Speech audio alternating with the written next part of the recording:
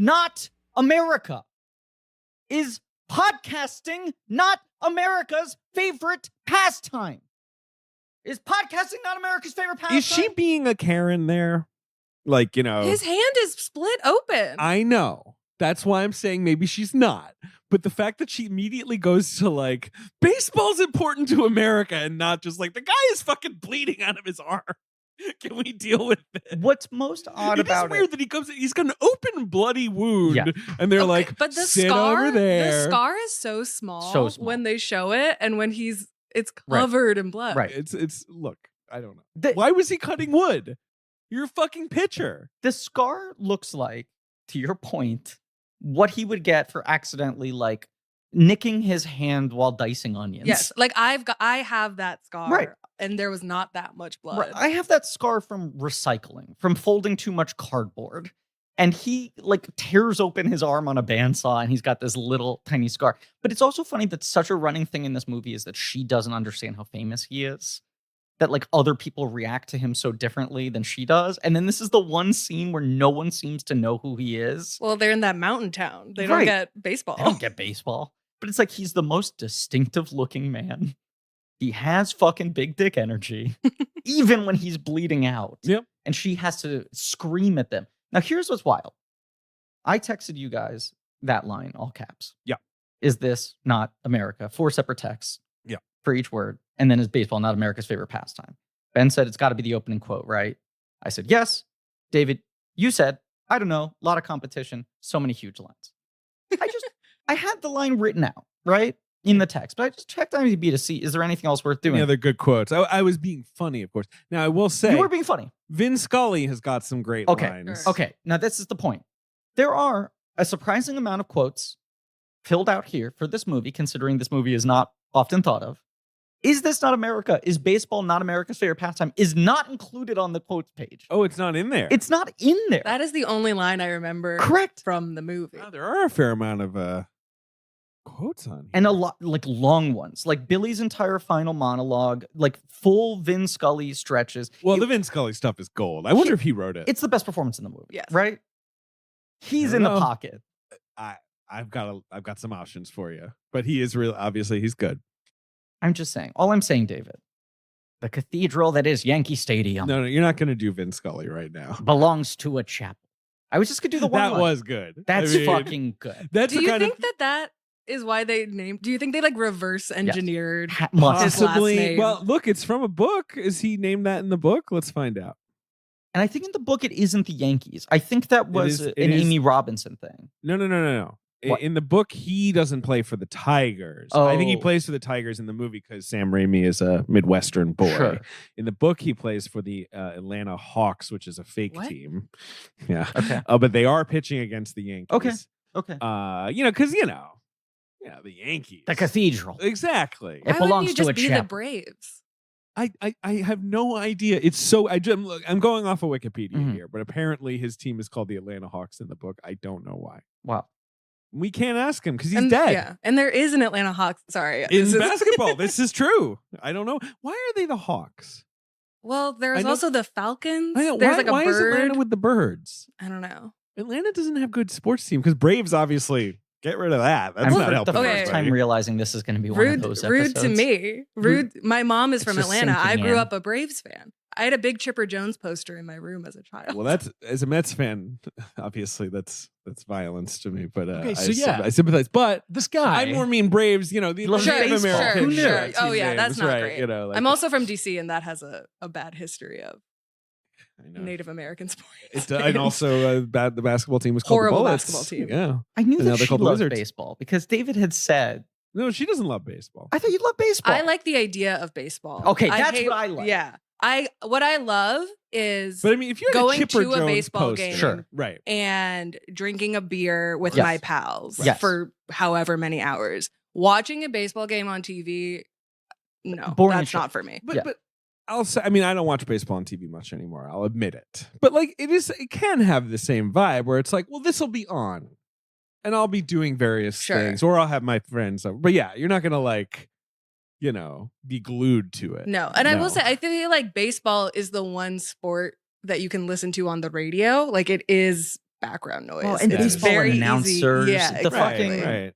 It's very easy to listen the to. soundscape of baseball is great. Oh, I mean, like a crack of a bat. Let's talk and about then- the crack of the bat. Let's talk about the crack of the bat. David was saying the crack of the bat before we start recording, and I said, David, keep it. You Save gotta it for the save mic. it. You gotta Because save we gotta it. talk about the crack of the bat in this episode. How many sports are there Where you can hear the crack of the bat? True. Well, there's a few of those. Cricket. but cricket, another great slow sport. Cricket in Britain does have the exact same vibe where it's like, I'm here with my friends. We're chatting. Can How a cricket game would be like you a day long? No, Like, Yes. that is Shush. this not Shush. America? Shush. How many sports are there hmm where it is not just accepted, but it is encouraged that there will be times when people are just going to go to the mound, just stop the game. We have to talk for a bit. Yeah. And people are like, well, this is part of the game, of course. The manager's going to come up and they're going to have a chat. Like, that's part of the game. But this is why no one is like, hurry up. Right. We're here to be entertained. I can't hear you. I Like, think everyone's this like, is why good. baseball is the most cinematic sport, right? It's up there. I think there's something about the actual structure of a baseball game allows for more conversation. Yeah, there's a lot of breathing room. There's a lot of Yes. conversation. Right. Because you watch like a basketball game, and if there's a timeout, it's not long. No. They're talking very quickly. Yes. And they're also winded. Baseball Yeah. players rarely seem winded. Baseball players Yeah. sit Yes. on the bench. They might as well be at the theater. Like, they're chatting. There's a They're- thoughtfulness. There's an ebb and flow to the energy Whereas, of the right, game. like a basketball player comes off, Right. onto the bench. He puts a towel over his Yeah. head. He's Right. tired. He's like covered Right. in There's, sweat. like blood coming out of his ears. There's also the fact that and Sam Raimi has talked about this as like the biggest driving factor in him wanting to do this movie. Baseball is like a widescreen sport. Like the field Yeah. is so big, the players are so stretched out. The way the Good stadiums are built. colors, Right. green, blue, and sky. I was thinking And about let's also that- say the crack of the bat. Especially when they like really hit the ball and Yes. it goes to the wall and Yeah. you can really like track the ball. I Right. was like, oh, that's beautiful. It's a fucking widescreen sport. It's a cinematic sport, and it leaves room for dramatic arcs within a game. Okay, so Yes. hold on. So I just found out today that David, you love baseball. Well, when I Ben was is a little treating this kid, like this is I like was an a astonishing huge- revelation. I was a huge baseball fan and dork. And I will say, when I moved to England when I What? was 9 years old, Mm-hmm. I stuck with it. It was one of my kind of tethers to Mhm. America, right? Was that I kept up with baseball. Did you ask when you got off the plane? Did you say, "Is this not America?" Yes, sure. And they said, "It's not. You should it's not America. learn this and get this into your head as quickly as possible." And then when I moved back, I was like, I'm back in the country of baseball. This is going to be great. And I have, I did keep up with it a little more, but I quickly went back to basketball, which was another of my early loves. Mm. Olivia and I share it. And like, I think I don't want to insult any baseball fan listeners because I do love the sport, but like, I feel unattached to it now. I feel, Wow. unromantic about it or whatever. I How don't can know. you not feel romantic about baseball? To quote Moneyball. Yeah, I mean, but Moneyball is so good. So many good Money- baseball movies. Moneyball is good because it's not about baseball. Moneyball is not particularly about baseball. But I mean, but Moneyball's the best movie ever made. it's Yes. so good. But now, okay, you're a fan of baseball, but Mm. did you play baseball? I did. Because I I played have like to little s- league baseball. Okay, Sure, yeah. Sure, because I can't imagine either of you ever playing baseball. You're saying I me? can imagine Griffin I playing just baseball. can't. I don't know why. Ding ding ding. You liked and played baseball. One of those two things. You played it. I didn't like it, but I Interesting. played it a lot. Your dad seems like someone who liked baseball at Loves some it. point in his time. Let me guess. right? You In were his life. your position was right, like bench. Well, I might have shared this anecdote on the podcast before. I did Little League for a while. My brother and I are close together in age. My sister was born much later. So there was a decade where it was the boys. What did the boys do? And my dad wanted to coach teams on the weekend. My brother really wanted to play. And they'd be like, the boys play baseball, right? I just got lumped into the boys. the boys. And I would do that for multiple years, multiple seasons. But I think, How are you at bat? well, Ben, this is the exact point. Griffin at the bat. This is the exact point. I was so small. I was like so tiny Oh. and anemic Hey, and frail. And small strike zone. That's true. That's and true. I was left-handed. I still am. Oh God. So that's was an advantage. As a kid, I was impossible to pitch to because like the strike zone was small. Like 8-year-olds are like, I can't. Yes, this is truly. This is truly. That's so I funny. think The kid's like a ringer or something. Where did you get him? So this is like a really telling Griffin origin story in terms of like my energy and my outlook and how I perceive where I relate to the world and all of this. I was so bad, but what they would do is they would hold me on the bench until like bases loaded, bottom of the ninth. No. And then it's like, we need to and walk. then they walk. We need a base on balls. And they were like, here. we're going to put him on the mound and they're going to hit you with a ball and you're going to walk and we're going to get a run. And they called me the walk-on kid. And the way I could earn the respect. You're like Barry Bonds. The way I could so many earn the walks. respect of these boys is I had to surrender my body and just get fucking pelted with balls. Just friggin' beans. And I would be crying and I'd be limping and they'd be like, you did good, you did good, you did good. And I'd be like, you're proud of me, you like me. That is a really sad story. That is such a sad story. Olivia, did you play sport? I played baseball. You played baseball. I played baseball on a team that was mostly boys when I was like 7, Is this 8. in Washington? I think in Alexandria, Virginia. There was one other girl on the team and her dad was the coach. So we could really bond over that. But then eventually they kind of like, if you're a girl, they're like, you got to play softball now. And I did not like softball. So I just went back to basketball. I do think that was probably the point where I said to my parents, I'm not doing this anymore, is when it split off into not being co-ed teams. Yeah.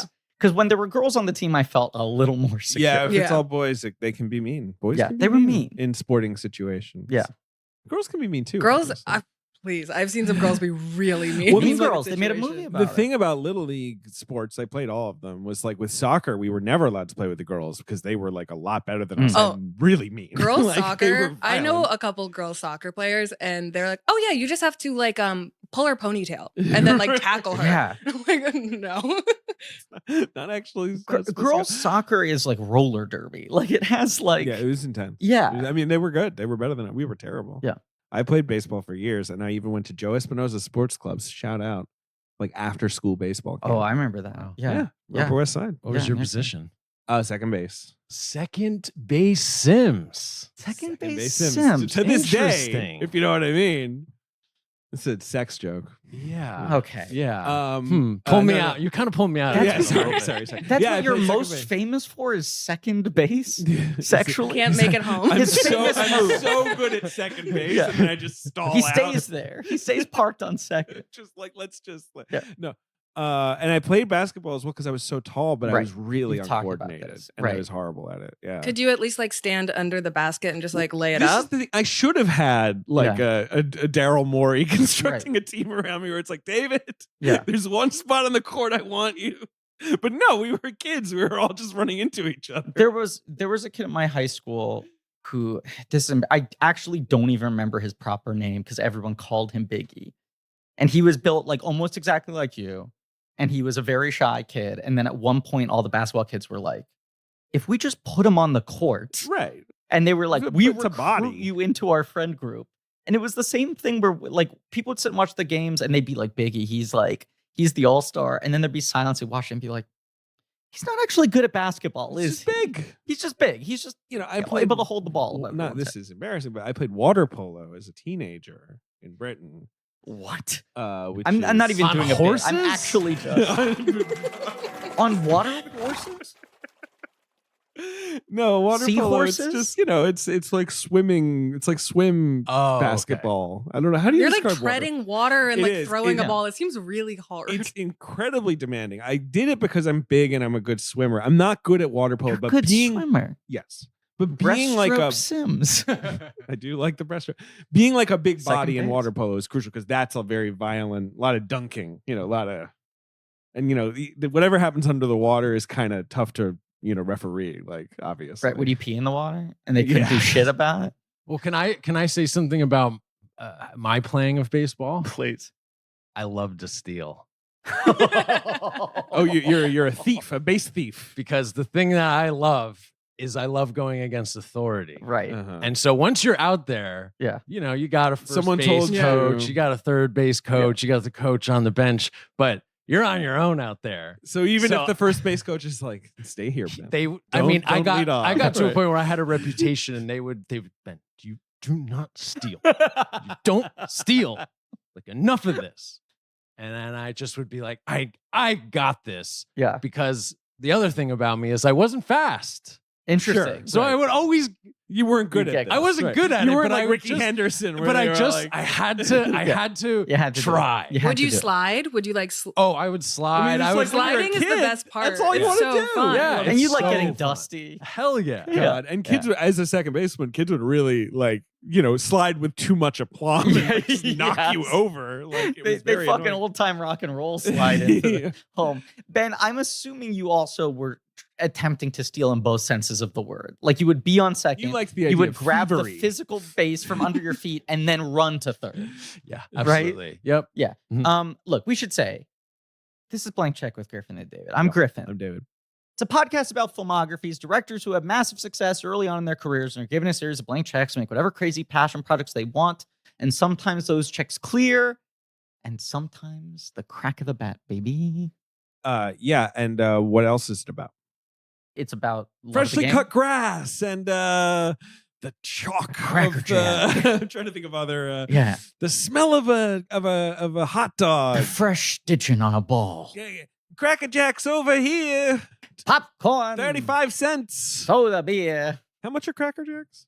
Like probably $18.50. Have you ever had Cracker Jacks? They Yeah. stink. What Crackerjacks are is- sweet popcorn. Is it popcorn? right? I've never. I tried was thinking them. that while watching the movie because there are a couple notable Obviously. Cracker Jack Of course. placements, and I was like, I don't think I know exactly Do you what think that that is. it's like it's caramel covered popcorn? I think with like a little bit of like There's like peanuts something or like something. nutty. Yeah. Yeah, okay, Like so some kind of. I think It tastes like cardboard. This is the It thing. tastes like the box that it comes in. This is the because thing. like boxed popcorn is never really gonna. You want fresh popcorn, right? Sure. Yeah. What's the thing? Cracker Jack used to be a 50-50 ratio.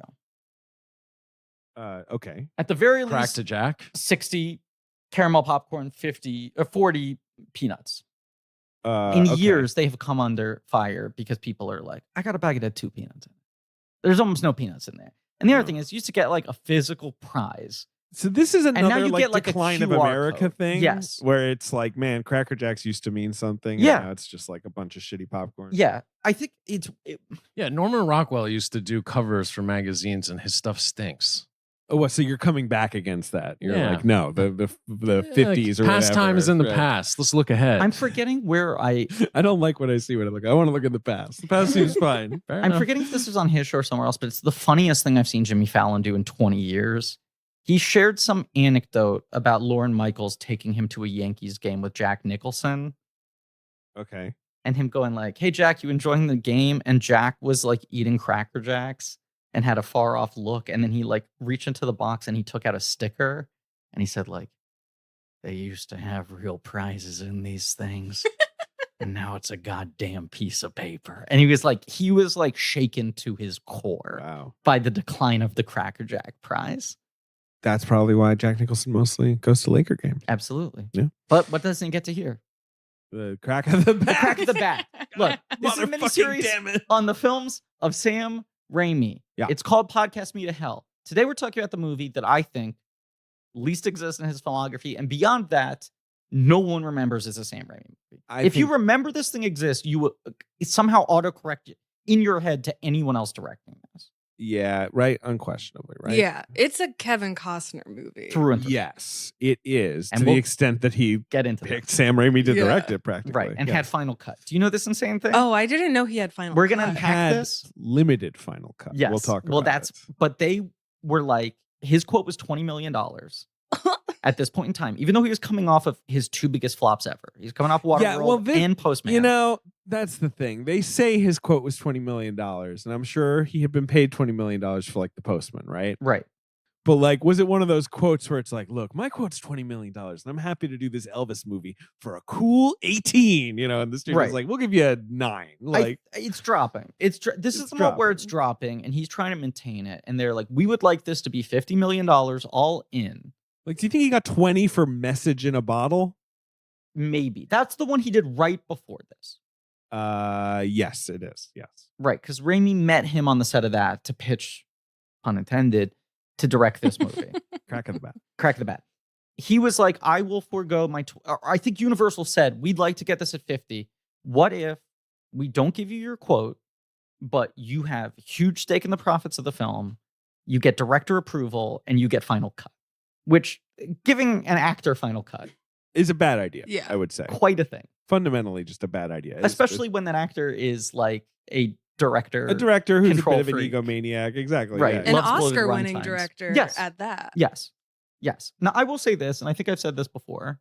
Kevin Costner, the Cos. Yeah.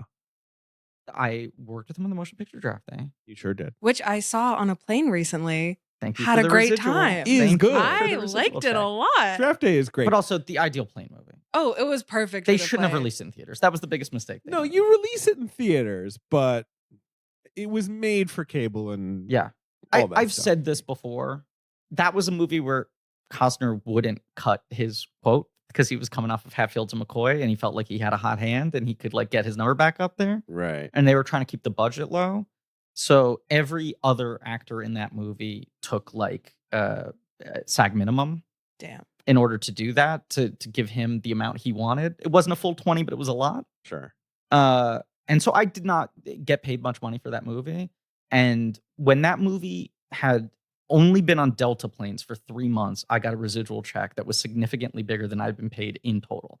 It like immediately, the second it went on planes, blew up. Wow. That makes so much sense Yeah. to me. Because I was like, this isn't out on VOD. That hasn't been released on Blue. Like, where's this money coming from? And then I realized I keep having people text me photos watching it on on the plane. little screen? Yeah. And I was like, this thing was just designed.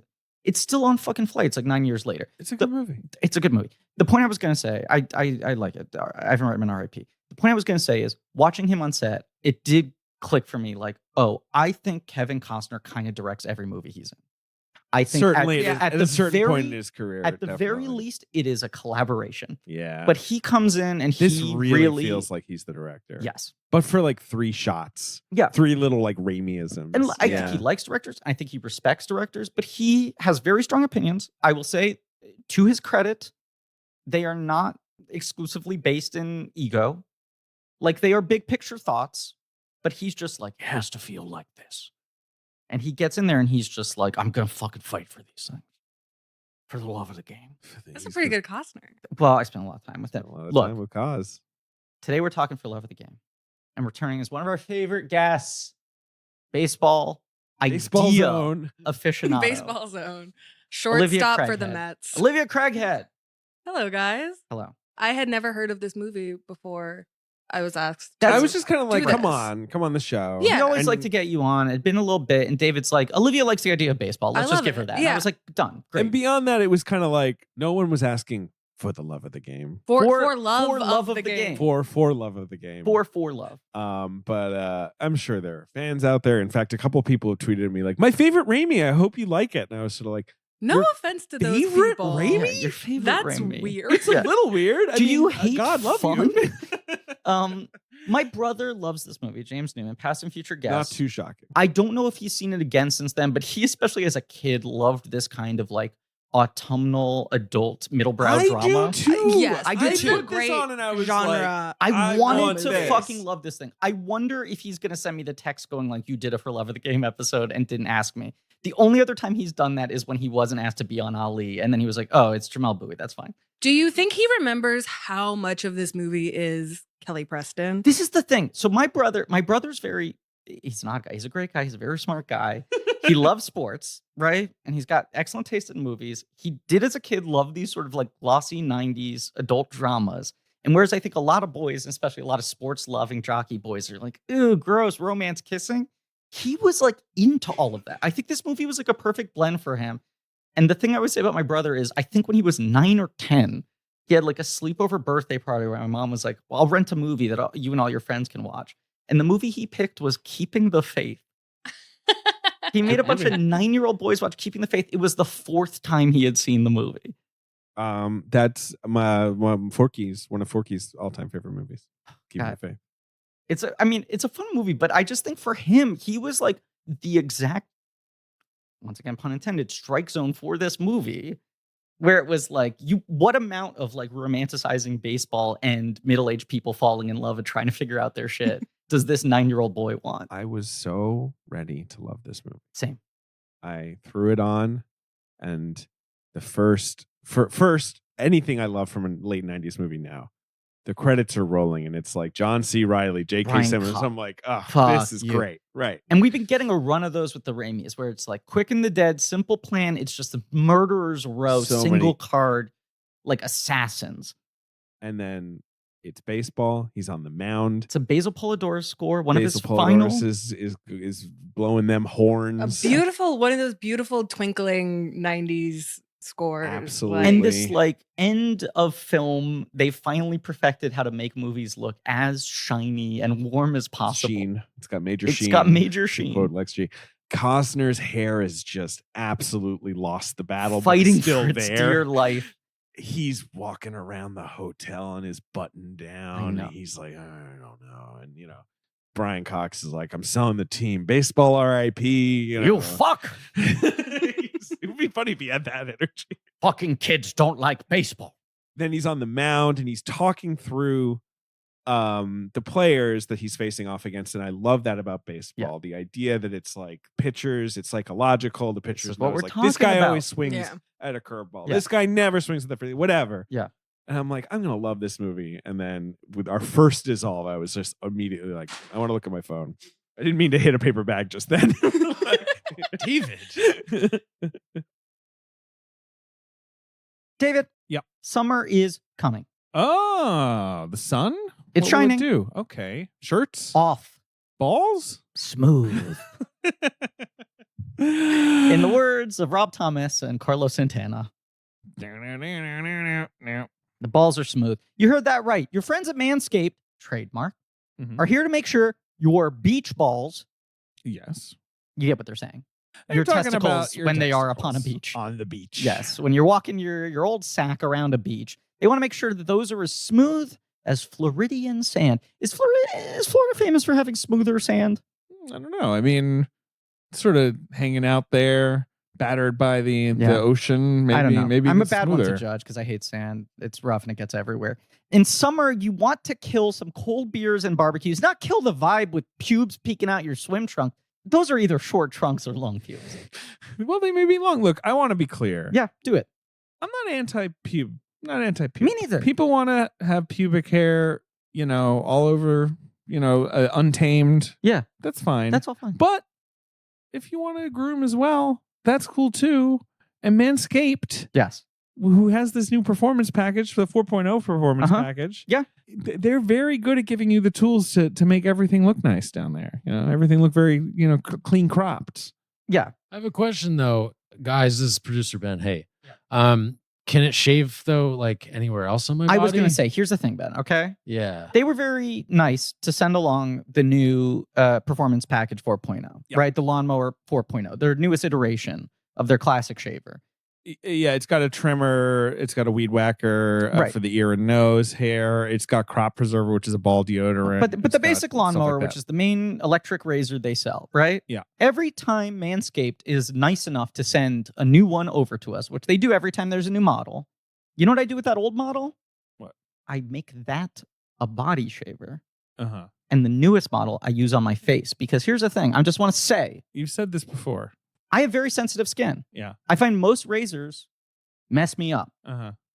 But the whole thing with Manscaped is everything is gentle. It's trying to... Yeah, because it's, so you're Right. shaving sensitive areas. Yeah. Yeah. So you can shave anywhere. Well, I used it on my balls this weekend. I'm Okay. going to be honest Well, with you. that's- I am that's gonna actually be a humble honest with brag. you. Yeah. I'm going to be honest with you. Yeah. I did. Because the Lawnmower 4.0 trimmer features a cutting-edge ceramic blade that reduces grooming accidents thanks to advanced skin-safe technology. And I had no grooming accident. Yeah. Yeah. Now, there's a thing here. It says do not read, but they're encouraging us to share a story of a grooming accident. And the fact is, I don't want to, because to even recount them in my head makes my skin crawl. I've had them. It sucks. It's terrible. I never want to have them ever again. And I don't have them the little anymore. nick. I, The little, it's- no, not a little Nicholas. The Lawnmower 4.0, it's got a 7,000 RPM motor. Yeah. It's got a multifunction on-off switch that it can engage in a travel lock. You can have a little spotlight that you can turn on for a more precise shave. Yeah, they got 400K LED spotlight. and Pretty cool. once you shaved off, right? And it's waterproof, so Uh-huh. maybe you want to try it in the shower. That's a thing I do. But also, when you're done using your crop preserver, or when you're done using your lawnmower, Right. you use a little crop preserver, which is their liquid ball deodorant. Uh-huh. Soothing aloe formula. Yep. Best in business below the waist freshness. I admit I use this a lot. You use that? Keeps me feeling fresh. It really does. It's really nice. It's a I really like good that stuff. product. You know, guys are so weird about their dicks and balls. They should just fucking relax and just use these nice things to make them feel David's better. not weird about it. He texts about it a lot. I'm not weird about it at all. But David texts people about are. like a lot. I don't text about it a lot. You text about it a lot. All right, cool. Well, that's cool. If you want to take your grooming game even further, you can even check out the Manscaped Shears 2.0, which is a package that gives you nail cutters, tweezers, grooming scissors. So you can, move on from the balls. And Look how long my fingernails are. Isn't that sick? That is kind of sick. Right? Wow. Look how long. Yeah. I need it big time. Don't be like me, listeners. Gross. Listen, you can get 20% off and free shipping with the code CHECK at manscaped.com. That's 20% off and free shipping with the code CHECK at manscaped.com. This is the summer to turn your package into the full package with Manscaped. It is incredible to me how immediately the balloon deflates. Yep. And then every time they cut back to baseball, the balloon reinflates so quickly. And you're like, I'm back in. The baseball is so good. It's so I think good. something very telling about this movie is that when he pitches the perfect game at the end, I was crying. I was so invested in a thing I knew he was definitely going to do. And I was like crying, and they like cut to his friend who plays for the Yankees now, and I started crying again. And then when he goes to the airport, I felt absolutely nothing. Right. You're like, okay, 2 out of 10. Yeah. And the movie's like whatever. now, and I'm like, no end now. I'm all set. Look, I think there's an imbalance in this film, but I think the biggest mistake it makes is there's that like unbroken 45-minute chunk where we stay in the relationship fairly early on, and they don't cut back to the game at all. Yeah. And I'm like, if you were going back and forth, you'd maybe keep me on the hook a little more. Here's an embarrassing confession. So I was watching this movie with the woman I'm dating. Humble brag. Sorry. And she the crack of the humble brag. Right. We're like watching it. We're like sort of like, Kevin Costner baseball. Whatever, I was also watching this movie with the woman I'm dating. Humble brag. My wife. Porky. Who you've dated all the way to the point of marriage. Sure. Yeah.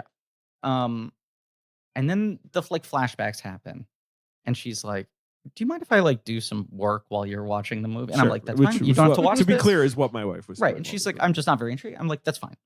And she's sitting there on the couch next to me working on her computer. And she's like, why are we watching this? I want to watch Spider-Man with you. When are you doing the Spider-Man episode? And like 20 minutes later, I was like, fuck it, I'm turning this off. Let's watch Spider-Man. Sure. We watched all of Spider-Man, went to sleep, woke up in the morning, watched the second half of this movie. I was like, I cannot get through this. Sure. Straight through. All I'm thinking about is how badly I want to be watching Spider-Man. Well, the minute a lady you like is like, I want to watch Spider-Man. Well, I mean, yeah. What are it's you hard supposed to turn to that do? down. But also, like, yeah. JK Simmons comes on with the mustache. Oh, and he's violently chewing that gum. Well, Right. that could actually describe Spider-Man or this movie. This is the point. Right. So he comes on and I'm like, oh fuck, I could be watching Spider-Man right now. So I did a Spider-Man sandwich with For Love of the Game as the slices of bread around it. Those are some white chunky slices Yes. of bread to Yes. put around Well, actually, Spider-Man. you stuffed the bread into a glass of milk Yes, and it then was ate milky it in the bread. middle of the night with your stepdaughter and said, "Don't ask any questions." But my thing was, I was like, I You need, sort of fake step. What do you call it? Step girlfriend's daughter. Yeah. Like, I mean, I just went for it because whatever, you can get it. understand. As soon You as get it. Jenna Malone showed up, I like looked at how much time was in the movie, and it's like Yes. another hour. Long And I was time. like, oh my God. my rule I made to myself was I was like, I have to get to the halfway point of this before I put on Spider-Man. because Like, you won't feel it'll be insurmountable Right. the next day. Yeah. So I'm like, I can wake up in the morning and watch the second half of this 2 hour and 17-minute movie, but I have to get to that halfway point. And the halfway point pretty much takes you to the end of the longest unbroken stretch of the flashback stuff, the introduction of Jenna Malone. And I was just like, this fucking movie. And I wake up and I put it on, and within 2 minutes, it goes back to the baseball game. And I was like rubbing my hands together. But it just, just when you're starting to get super into it, then It'll it's like, pull Did back. you Yeah. did you feel the urge every time to pick up your phone? yeah, I mean, Every single Yeah, time I'd be like, every it's single- right there. Yeah. Olivia, what Yes. did you think of this movie? Like I said, the baseball stuff is really Okay, so good. you're with us. The baseball stuff is incredible. I do think that Kelly Preston and Kevin Costner had some good chemistry, but it was just like, it was so much. It was it was weighted so far under their relationship. Yes. Initially, I was like, I think Kelly Preston is not working for me in this, and then I felt a little bad because I was like, I'm speaking ill of the dead here, Yeah. you know. She is, of all celebrities we lost in the last 2 years in the weird memory hole of the pandemic, surprising, the most surprising, and the one I keep forgetting is well, okay, I'm pretty sure I'm right. She died very closely to when Naya Rivera died, and I think was which is a very strange, shocking. Yeah, it was kind of thing. like a Farrah Fawcett, Michael Jackson, and no one knew she was sick. Yeah, and then it was announced so casually on Instagram, and she hadn't been working as much, so she wasn't like. But like, then I'm watching the movie and I'm like, I think I'm being rude to Kelly Preston. This is a kind of a quite underwritten role. Yes, it's a tough role because she's constantly just like the nag, not like you're just sort of like. Mm-hmm. You're slowing me down, but also she's just there to be like, hey, what's up? And he's like, I love baseball, leave me alone. And you're like, Jesus, this is such a bummer. So I actually think she's fine in it. I sort of settled down on Kelly Preston. Because initially I'm like, is this good with Helen Hunt? Like, is this good with someone else in it? Like, I don't know. Am I lacking an actor I love in this? No, but like I don't think so. It is so a woman who just has to be like, hey, like, what's going on? And then he like throws her shit across the bathroom or whatever. Like, she doesn't really get to like have real like reactions to any of the insane shit that he is doing to her. Like, that first date is one of the worst first dates that you could ever go on. Yeah. Come and sit 5 hours by yourself at a baseball stadium, and you have no relationship with to the this wives. sport. With the wives Who are all gossipy judging wives. you. Yep. Fuck that. That's like, I've like, and her to just like kind of be like, oh, actually, I've really warmed up to this. I would be like, this sucks. Yeah. I'm getting out of here. Here's what I loved. I loved how they met. Yes. Because it felt like fan fiction. It felt like a girl who doesn't pay attention to sports has like a hunky guy come fix her car, and then it's like he's famous.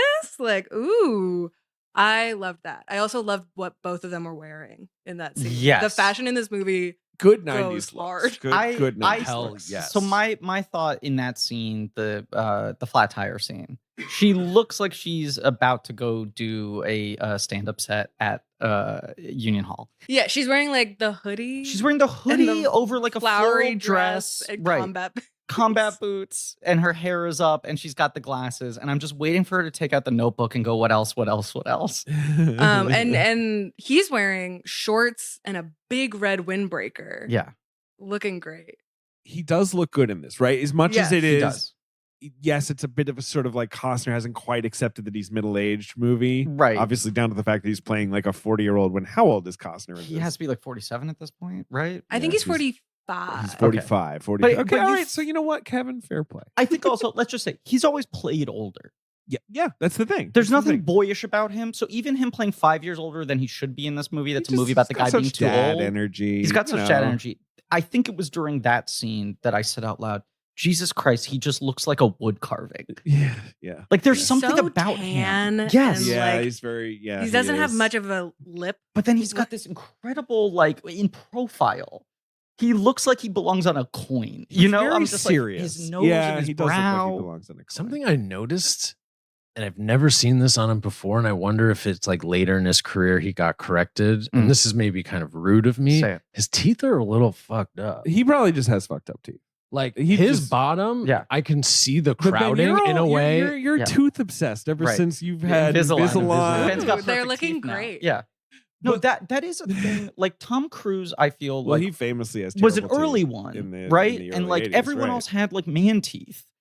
And then I think like around the early 2000s, it's like a prerequisite for every leading man to get like perfect veneers. Right. And so I think you see guys like that who got famous right before that generation who are Regular just teeth. like, I don't know, I just don't smile with my bottom teeth. You He's catch them, so- you catch them. Like he's not someone, in my opinion, who's good at playing like a general because he's a little too. But he's great at playing.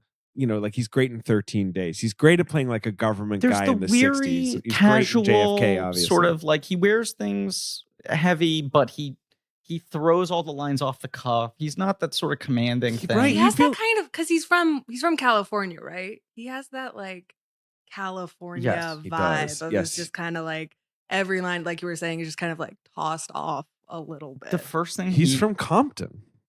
straight out of Well, I don't want to say that he's straight out of Compton, but he is from Did he Compton, stop somewhere California. else midway between Compton and his Hollywood? His dad was an electrician and his mom was a welfare worker. And he, went to maybe like a Baptist. No, he is a Baptist. Okay. Or he was raised Baptist. He sang in a choir. He has stated that a viewing of How the West Was Won at the age of 7 formed his childhood, and recently rambled about that on the Oscar Calling stage. it his first adult movie. And Jane Campion said that was very dramatic. Like, and everyone was just "Is she necking him?" Look, it was so hard to process his speech in the wake. Everyone was just losing their minds. Everyone was just, like, it "Oh just my was God." like, now this? Because that was right after Will Smith's speech, right? Yes. Like, yeah. So yeah, it was even like everything had even gone. If the Will Smith thing hadn't happened, I do think we might have paid more attention to how weird Kevin Costner the was dynamic being. But was also, at the like, end, yeah. in a way, it was the exact kind of weird you want out of the Oscars. Yeah. Like, it was like a Connery dumb movie speech where you're like, here's just this like icon rambling about the power of this fucking thing with complete earnestness. And it was just too disruptive at that point. Right. We're like, Kevin, I'm sorry, I can't go back to your childhood right now. Right. And he's like, let me paint a picture for you. I'm like, no. Put And I was your like, easel down. I wish I could go back to your childhood. We know things now that we can't unknow. Anyway, My first adult he is a movie. California boy. Yeah.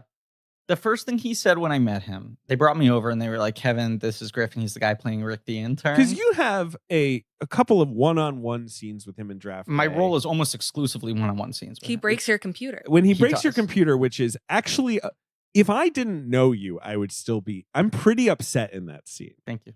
Like that scene is fun, and it's fairly early-ish. I guess about halfway. It's the the movie. it's the resolution It's of when my everything's- arc. Yeah, but everything's Which fucked then up there's for 30 him. minutes of additional deal making after that. Yes, but I it's, mean, it's the obviously, peak- Draft Day is all about when he then Yeah. does the fucking reverse trades Right. and he gets everyone's picks back, and Right. it's so good. But I want David goddamn Putney. but yeah, when he breaks your computer, that's that's just you and him. A lot of it was just me. And I So- spent like a tremendous amount of time with him. Yeah. But they brought me over and they were like, Kevin, this is Griffin. He's the one who's doing all these scenes with you. And he went, where are you from? And I said, New York. And he went, a real actor. That's nice. And I went like, I don't know, but I don't want you to think I'm like Right. some fucking Broadway dude. And he went, no, but you're not like these California actors who just like boogie boarding. Oh wow, he hates the boogie boarders. He hates the California So if you had boys. said to him like, "Hey Kev, do you want to hit the waves later?" He would have been like, "You Fire fucking this amateur."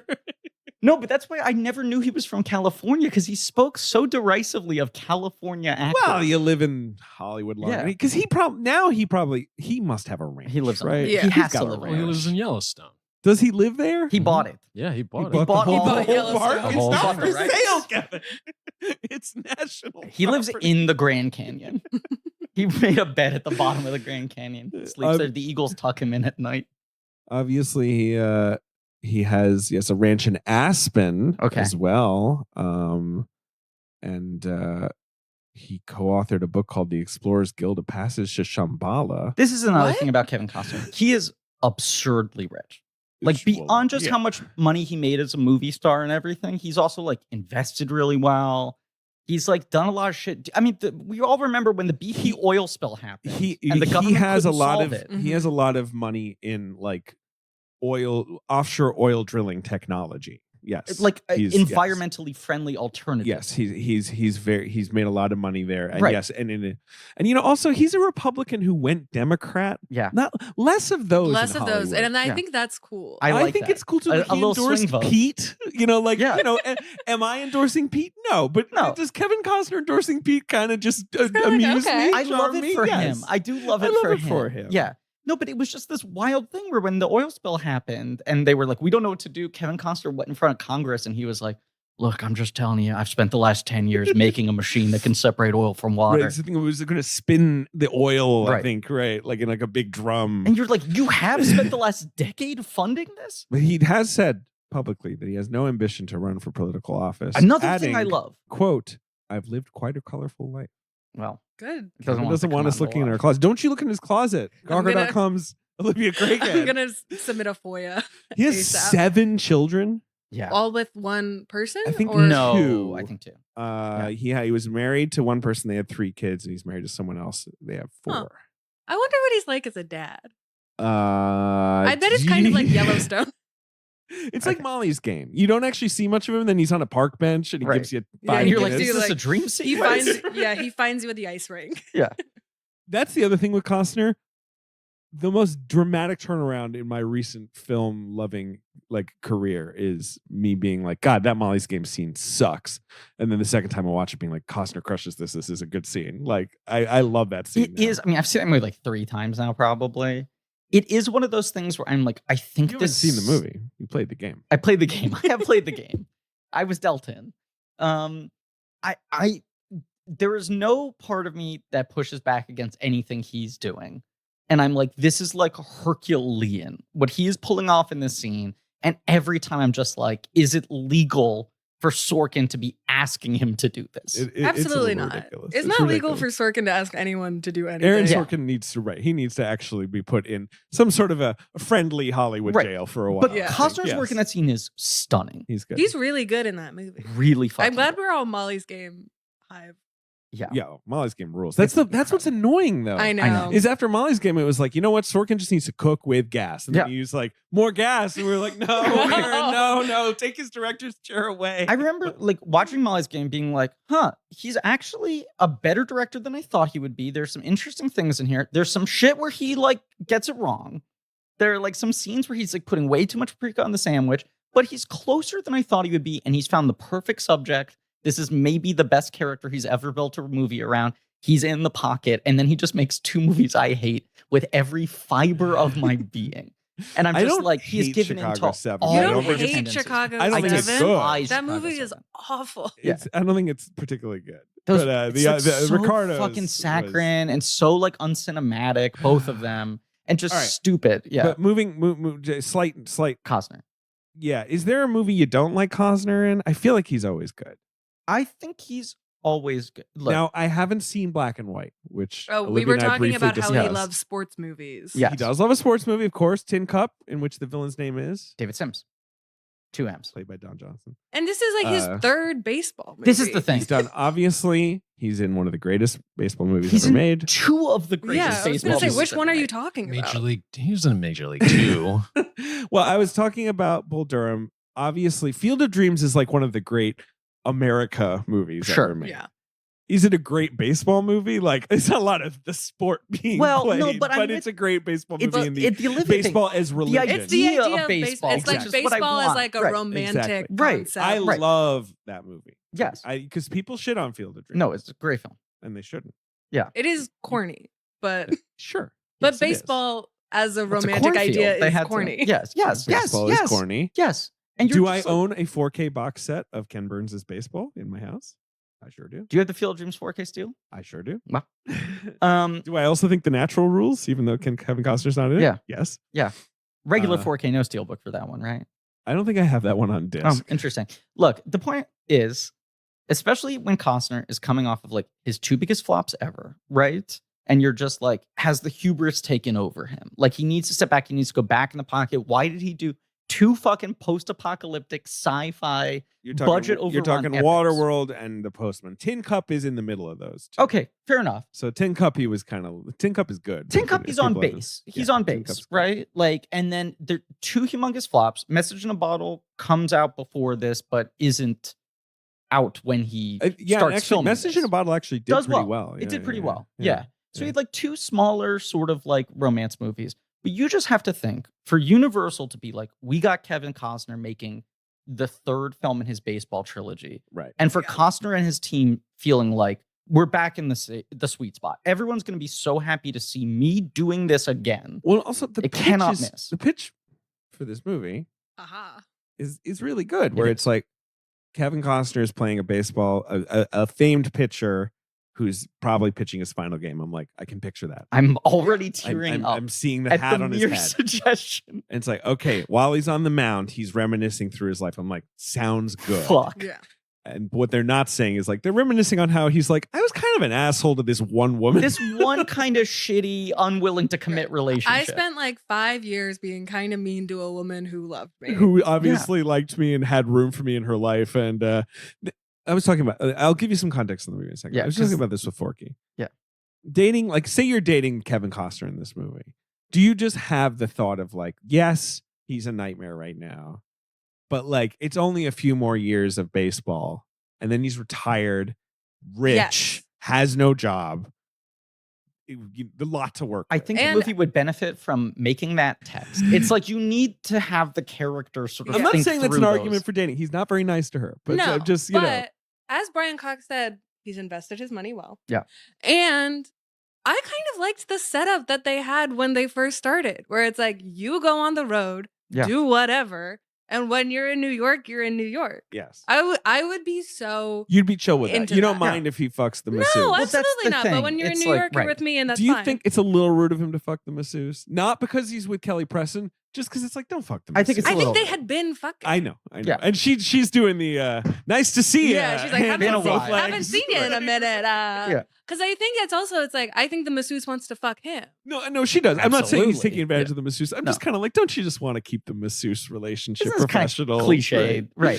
But maybe not. It is a thing though, where like that is kind of a fun modern setup, especially for two people who are like adults, like proper adults in a movie like this. One of them's a mom, right? And he's like a, The fact that it takes one scene for that to fall apart. Like the next scene is her walking in with the masseuse and really him like being when like, he says like, before anything else, I want you to know my heart leapt when I saw you. I actually really like some that of these line. fucking moments. I mean, you were asking if I ever dislike Costner, right? Yeah. And I just think I don't. I think he because I like him in Postman and Waterworld, where like even if the movies aren't steady good. hand, and I think he's such a unique movie star. I'm gonna have a lot of little anecdotes like this, right? But there was a thing on set where I would hear crew people be like, he sucks. He can't act. Like, what the fuck is going on here? And I would tell them, like, stand behind the monitor and watch what he's doing. And they would do it, and they'd go like, holy shit, you're totally right. He's one of those guys where he knows such an understanding of filmmaking, of how he plays on camera, of what his iconography is. No pun intended.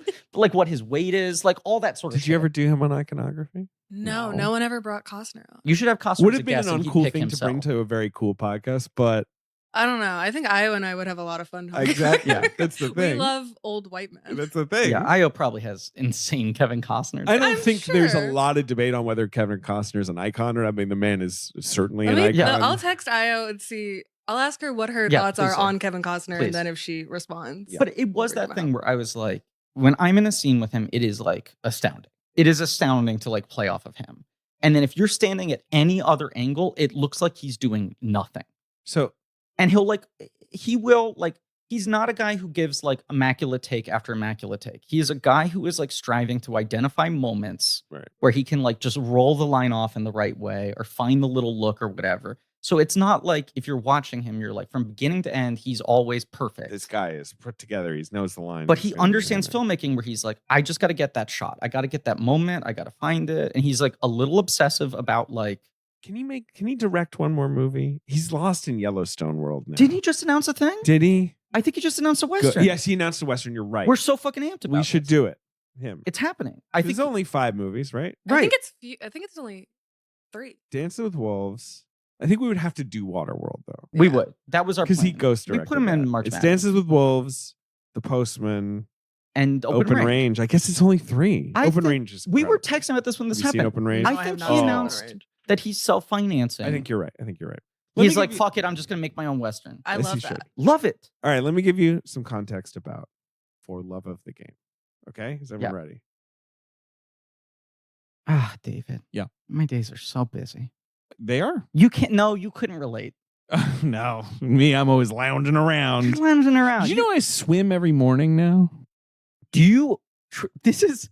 Wait a second. I wanted to tell you this because I knew this would be your reaction. This is insane. I did know. Okay, because maybe like a year ago you started doing morning golfing sessions. I do. That was a really nice summer thing. That was a pandemic thing, right? Where it was like, this is an activity I can do outside. I have a friend, a fellow dad, a fellow young dad, and we were like, okay, like, but that was that, right? Those were in the days of like, we couldn't do much. So that was nice. Yes, but you do like 6 or 7 a.m. kind of hits and holes, right? Yes. Okay, so now you're swimming every weekday. I go swimming. I drop my daughter off at daycare and I go right to the pool. Like at your local gym? Where? At a gym, yeah. Pretty cool. What do you do? The butterfly? The breaststroke mostly. Oh boy. Butterfly, very tiring. I used to do that in high school. That's why. Who are you, Nick Weiger? I know. Does he do that? Yeah. I should text him about it. Yeah, you should. All right. Anyway, sorry. Anyway, busy days. Yeah, busy days. This episode's sponsored by Splendid Spoon. I feel like you front loading in the swimming thing, which was a big shock. Yeah. And look, people aren't going to skip over the ad now because they'll be like, you won't believe what David admits in this ad. Mm-hmm. But the ad actually has nothing to do with that other than you're clearly trying to get healthy. Trying to get healthy. My day is packed. I don't think your days are as busy as mine. And that's probably true. I have a lot of things on my plate. Uh-huh. I have 2 different card trader apps, Star Wars and Disney. Oh, Disney. And you have to some of those drops are like limited time. Right. You got to time that perfectly. Yeah, exactly. Well, that's because everything we're talking about is just going to make it harder to have time to shop, to meal plan, to prepare food, to cook. All right. I just want to get straight to the good part, David. Thank you. Well, Splendid Spoon, who you mentioned are the sponsors here. Yeah. They send delicious plant-based meals and snacks right to your door, ready to eat food, designed to fit into your busy schedule instead of taking time out of it. Look, I'll play it in. Like, here's a great example. If you want to have the time to go take some laps in the pool every morning, I do. You got to make up that time somewhere else. I do. It's really hard. Look, and this stuff is shipped to your door ready to eat. All you got to do, you do have to do one thing. What? Lift a finger to press start on your microwave. Because the meals, they're customizable, but you just throw them in the microwave. They're really healthy. They're ready to eat. You can get smoothies from them if you want. Yeah, and they also just got like fresh takes on classic dishes, like fan favorite vegan meatballs, marinara noodles. Nothing fancy, nothing scary to a guy like me who doesn't want to see 1,000 words I don't know in the name of a dish. Right. They got a nice taco bowl. They got a little bolognese bowl. California tikka soup. Right. Every single meal is 100% plant-based, gluten-free, GMO-free. Got lots of vegetables, lots of healthy fats, whole grains. I love a good noodle bowl. Yeah. As we mentioned, some of their nice dishes, their smoothies, their soup bowls, 50 choices, constantly rotating menu, always new dishes to try. Plus, eating a plant-based diet comes with a wealth of benefits like improved energy, sleep, digestion, and complexion. Look at Chris Paul on the Phoenix Suns. Switched to plant-based. He's extended his career. I was going to say, I can't relate to any of those things. Just try Splendid Spoon today and take meal planning off your plate. Go to splendidspoon.com/check for $50 off your first box when you subscribe to the breakfast, lunch, and reset plan or the breakfast, lunch, dinner, and reset plan. The 4 meals of the day. I love reset. Me too. I need a nice reset. That's splendidspoon.com. I beat you to it, David. Please. /check for $50 off. All right. Michael J. Shara. We all know him. He wrote this novel. He won the Pulitzer Prize in fiction for a book called The Killer Angels, which was about Gettysburg. And then he had a near-death motorcycle accident. And he never wrote another hit book. And he apparently it really fucked him up. In 1988, he died of a heart attack. He was 58 years old. His son, Jeffrey, who's also someone who writes fucking Gettysburg-esque novels, found this manuscript in his house after he died. This was his unpublished novel. He just had a baseball book sitting around. I know. And he read it and he was like, this is pretty good. And he got it published. And before it was even published, probably partly because of the name and probably because of the story, Hollywood was like, come on. Yep. Sounds good. We want it. Was the book a hit at all? Not really. I don't think it was like a best, a massive hit or anything, but it's 150 pages long. Exactly. But it does feel like the kind of book where it's short and it's the concept is so cinematic sounding that Hollywood just immediately there's something just so romantic about the entire idea of the thing. Yeah. That's awesome. This is going really good. Right? This episode, yeah. I'm loving it. I think we're having a really fun time. 20 minutes on baseball, another 20 on cause. Everything is running smoothly. You're in the dossier, we're 50 in. I also feel like we're not doing side tangents. We're talking about things in the expansive web of the movie, but we're actually we got into it pretty quickly. Right. I'm sorry I even brought it back because I feel like I'm going to jinx it. You don't want to the jokes are funny. I mean, you don't want to jinx that you might be, producing the perfect podcast. Producing the perfect podcast right now.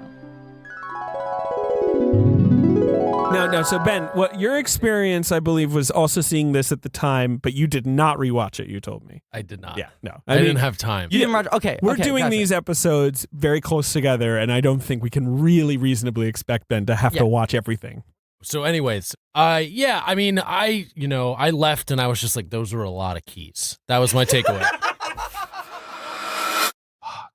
All right, let's just keep going. Sidney Pollack, he hires Robert Towne. I mean, it's just like big heavyweights coming in.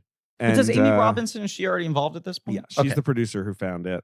Amy Robinson, who I just want to shout out, a legend. She is a legend. Griffin Dunn's producing partner, did After Hours and Running on Empty and other films with him, but was the female lead in Mean Streets. Yes. She like pretty much stopped acting after that. Oh, that rocks. Yeah, right? But it's obviously right. And then became a producer, and Griffin Dunn was like, no one will hire me. I want to find my own projects. He teams up with her. Yep. They start buying scripts from him, and then they just start setting up movies with other people. And she's a fucking badass person. You know what the last movie she produced was? What? Julie and Julia. Cool. So Dana Stevens, now not friend of the show, Dana we should Stevens, clarify. but American screenwriter Dana Stevens, who in fact wrote The Woman King, which Prince Bythewood is making this year, has written a lot of movies. Yeah. She wrote Life or Something Like It. Mm-hmm. Jolie Burns, we all remember. She wrote The City of Angels, the Cage Ryan. Right. The movie that gave us Iris by the Goo Goo Dolls. Correct. America's Greatest She Movie. wrote music video. Kevin Hart's Fatherhood, which was on Netflix Wild. this year. Yeah. What was the thing she wrote before this that was like her breakout thing that I'm forgetting? It's called Blink. Right. It was a Michael Apted thriller starring Madeline Stowe and Aidan Quinn. I've never seen it. I have that fucking song in my head. Sorry. Oh, sorry. And I don't want the world to see me. He's just sitting in that tower looking Late at them. 90s. Tell us. Same vibes, right? Oh, yeah, absolutely. Okay, so after writing Blink, Dana Stevens says, I'm a female screenwriter who had just written a movie with a female lead. Mm-hmm. All I'm getting offered are novel thrillers with tough female characters. Yeah. And she's talking to Amy Robinson. Amy's like, what do you want to write? What would you really want to write? And she's like, the truth is I really want to write The Way We Were, the Redford Streisand movie. Yeah. That's my favorite movie of all time. Amy Robinson looks at her and says, do you like baseball? And she's like, I love baseball. And Amy Robinson is like, read this book because it's kind of like The Way We Were with baseball. Right. Right.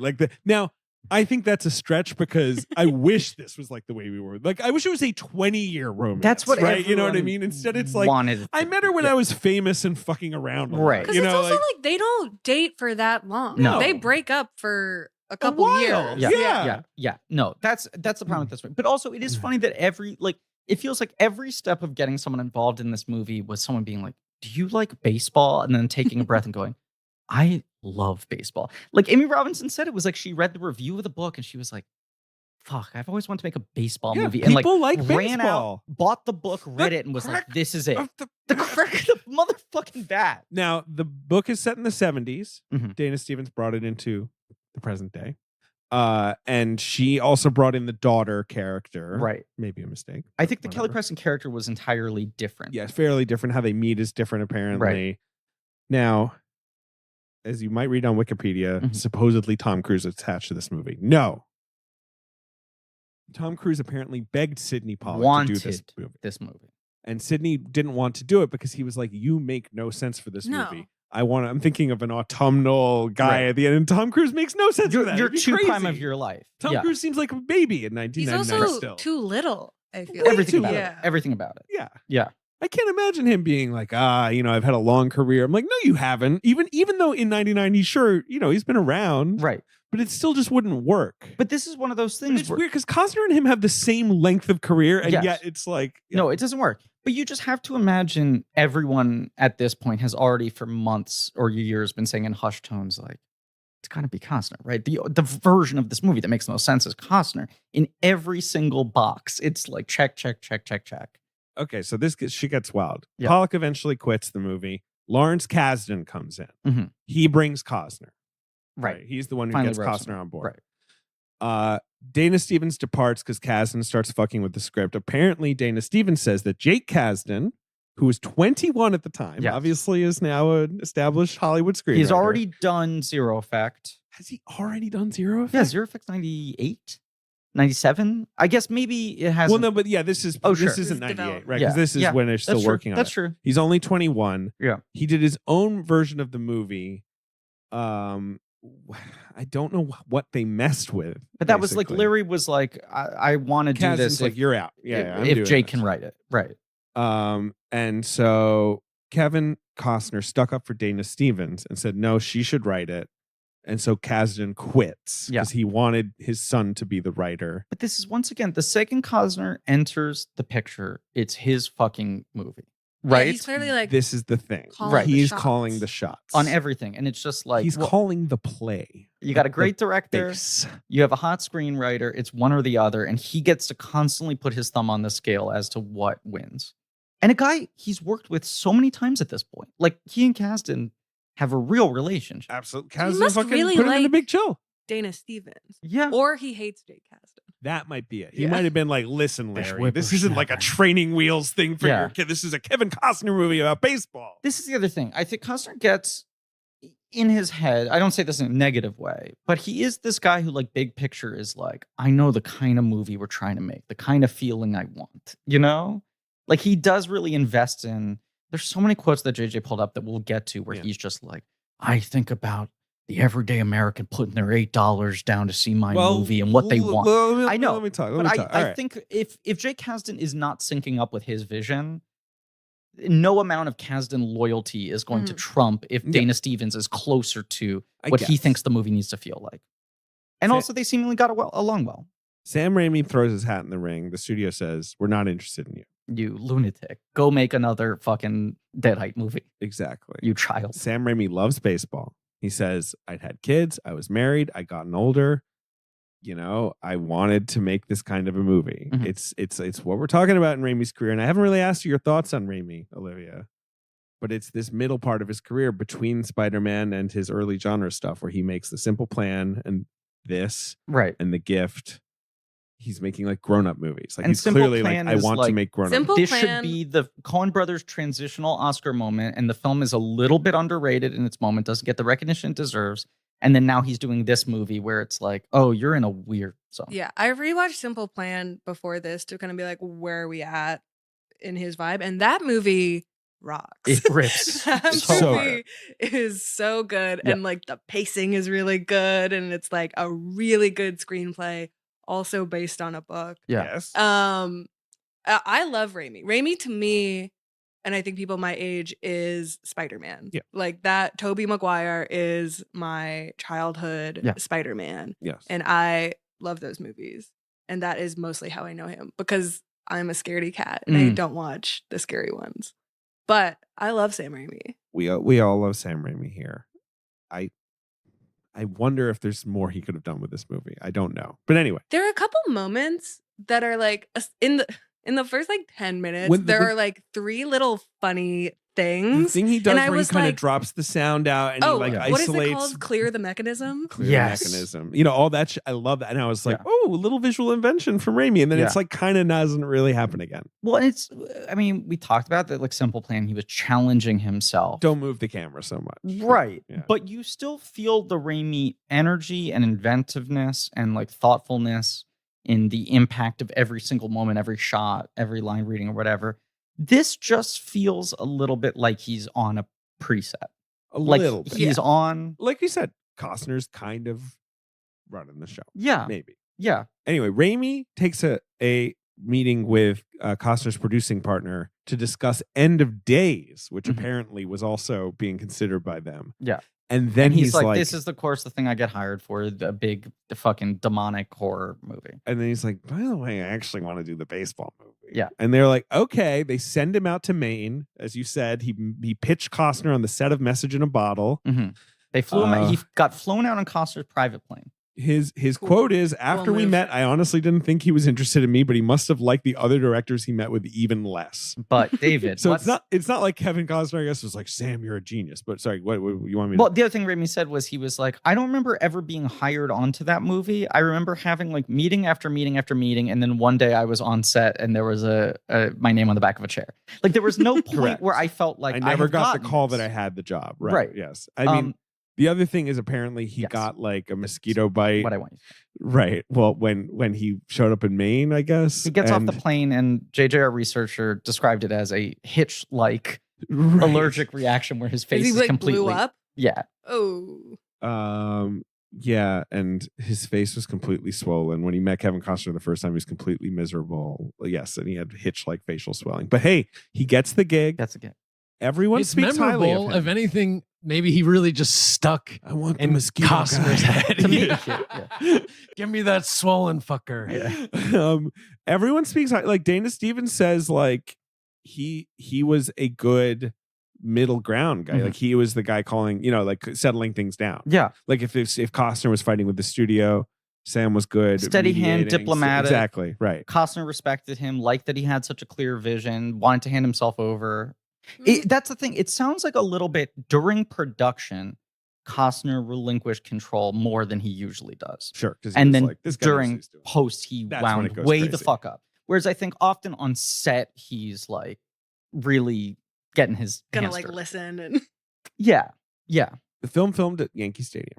I was wondering The house that how they did Babe Ruth this. built. The Yankees had just won the World Series. If anyone knows, in 1998, they were the most successful baseball team in history, and they beat the Padres. And right after that, it wasn't too cold because the World Series was so short. They filmed for a month, basically in October 1998. And that's the old Yankee Stadium. It is the old Yankee Stadium. Did that no they- longer where you can get exists. the train, where the train you Yeah. could still, you know what I mean? It was in the background more. Yeah. Did they just like are all those extras like just real people? Because there are a couple crowd shots where there's like a lot of people. They said I there's a know. lot of cardboard standees Oh, and a okay. surprising amount of CGI to fill it Huh. up. Yeah, there you go. Yeah. Because the crowd stuff does look very realistic. Yeah. in Really this. realistic. It And, looks like and how the they Yankee did fans? A Star Is Born, It- where they just like ran on at Coachella. I mean, well, that is one of my favorite stories where at Coachella, right, they were like, and now for 10 minutes, Bradley Cooper and Willie Nelson's kid are going to play a song for you. And everyone was just like, and they were like, just keep the energy going. Yeah. Like, But no, the Yankee fans in this are very well Yeah. cast. Those, Yes. just like the sort of like, stupid loudmouth. I love the guy in type. the bar. The guy at the bar is incredible. I didn't double check this, but I watched these two movies, not even back to back, but interruptus. I think the guy at the bar is the fucking wrestling promoter in Spider-Man I mean, that would. who shortchanges him. Raimi the does money. like to like reuse his Yes. guys. He wanted Brent Briscoe, who is the third guy in Simple Plan, to play the John C. Reilly part. And the studio was like, this Reilly guy's popping too hard. You have and to. he's pretty good in that movie. In the movie, John C. Reilly. Yes, he's good. he He's has good. like nothing to do. No, But when he makes his run, that's cute. Yeah. Sam Tuttle, who is one of the players, Mhm. is played by the burglar in Spider-Man, Michael Right. Papa John, Okay, right. the Yes. murderous burglar. Yes. But I'm trying to find. Okay, Larry Obviously- Joshua is his Is name. that the guy's name? This is the movie that gets J.K. Simmons hired onto Spider-Man. That's the other Absolutely. thing, is like that character had been fan cast so much. Yes, he is the wrestling promoter in Spider-Man. Okay, There you thank go. you. Confirmed. Yeah. That character had been fan cast so much, even like through the years of James Cameron Spider-Man development. Right. And people were always like, I think there was always the thought of what if Stan Lee played J. Jonah Jameson himself, because he's a mustache man, which fans always liked the idea of. And then the other dumb, obvious casting that everyone always talked about was R. Lee Ermey, because they're Sure, like, yeah. oh, it'd be great He to put this guy in a barks. flat top and have him yell. Yeah. And when J.K. Simmons was announced, people were like, what the fuck are you he's talking so about? good, I know, but it was because of this movie where he doesn't have a lot to do, he's but he But wears he a mustache really- so yeah. well. he's so good. At And this. Sam Raimi was just like, I'm telling you, this is the guy. And people were a little perplexed. I remember reading a Spider-Man issue where the movie was just coming together. I think they perhaps had not cast Toby, Dunst, and Dafoe yet. Sure. Part of me remembers him being the first guy they cast when Raimi came on. And it was like the back letters page of Amazing Spider-Man was a photo of J.K. Simmons reading a Spider-Man issue with a cigar in his mouth. And he didn't have the hair, but he had the mustache. And it was like the announcement of like, Sam Raimi believes he's found his J. Jonah Jameson, and fans were weary about it. And then, what a fucking good call. Great call. I he mean, really wears the mustache so well. it's Yeah. beautiful. It's a beautiful. I think his performance in this is he just looks like a baseball manager. Yeah, it's a tough looks thing. Yeah. he looks exactly like the guy you And see. the way he chews. The way he She's chews. great. Look, I mean, I tweeted, "Is there no one better cast?" And a lot of people tweeted James Gammon in Major League at me, and obviously James Gammon in Major League is a top choice there. Yeah. Some people tweeted Philip Seymour Hoffman in Moneyball, who's great. Like there are other good ones, but this is very good casting. I think I want to tell you that Amy Robinson insisted they shoot at Yankee Stadium, and everyone was like, "It's not going to fucking happen." She called George Steinbrenner on the phone.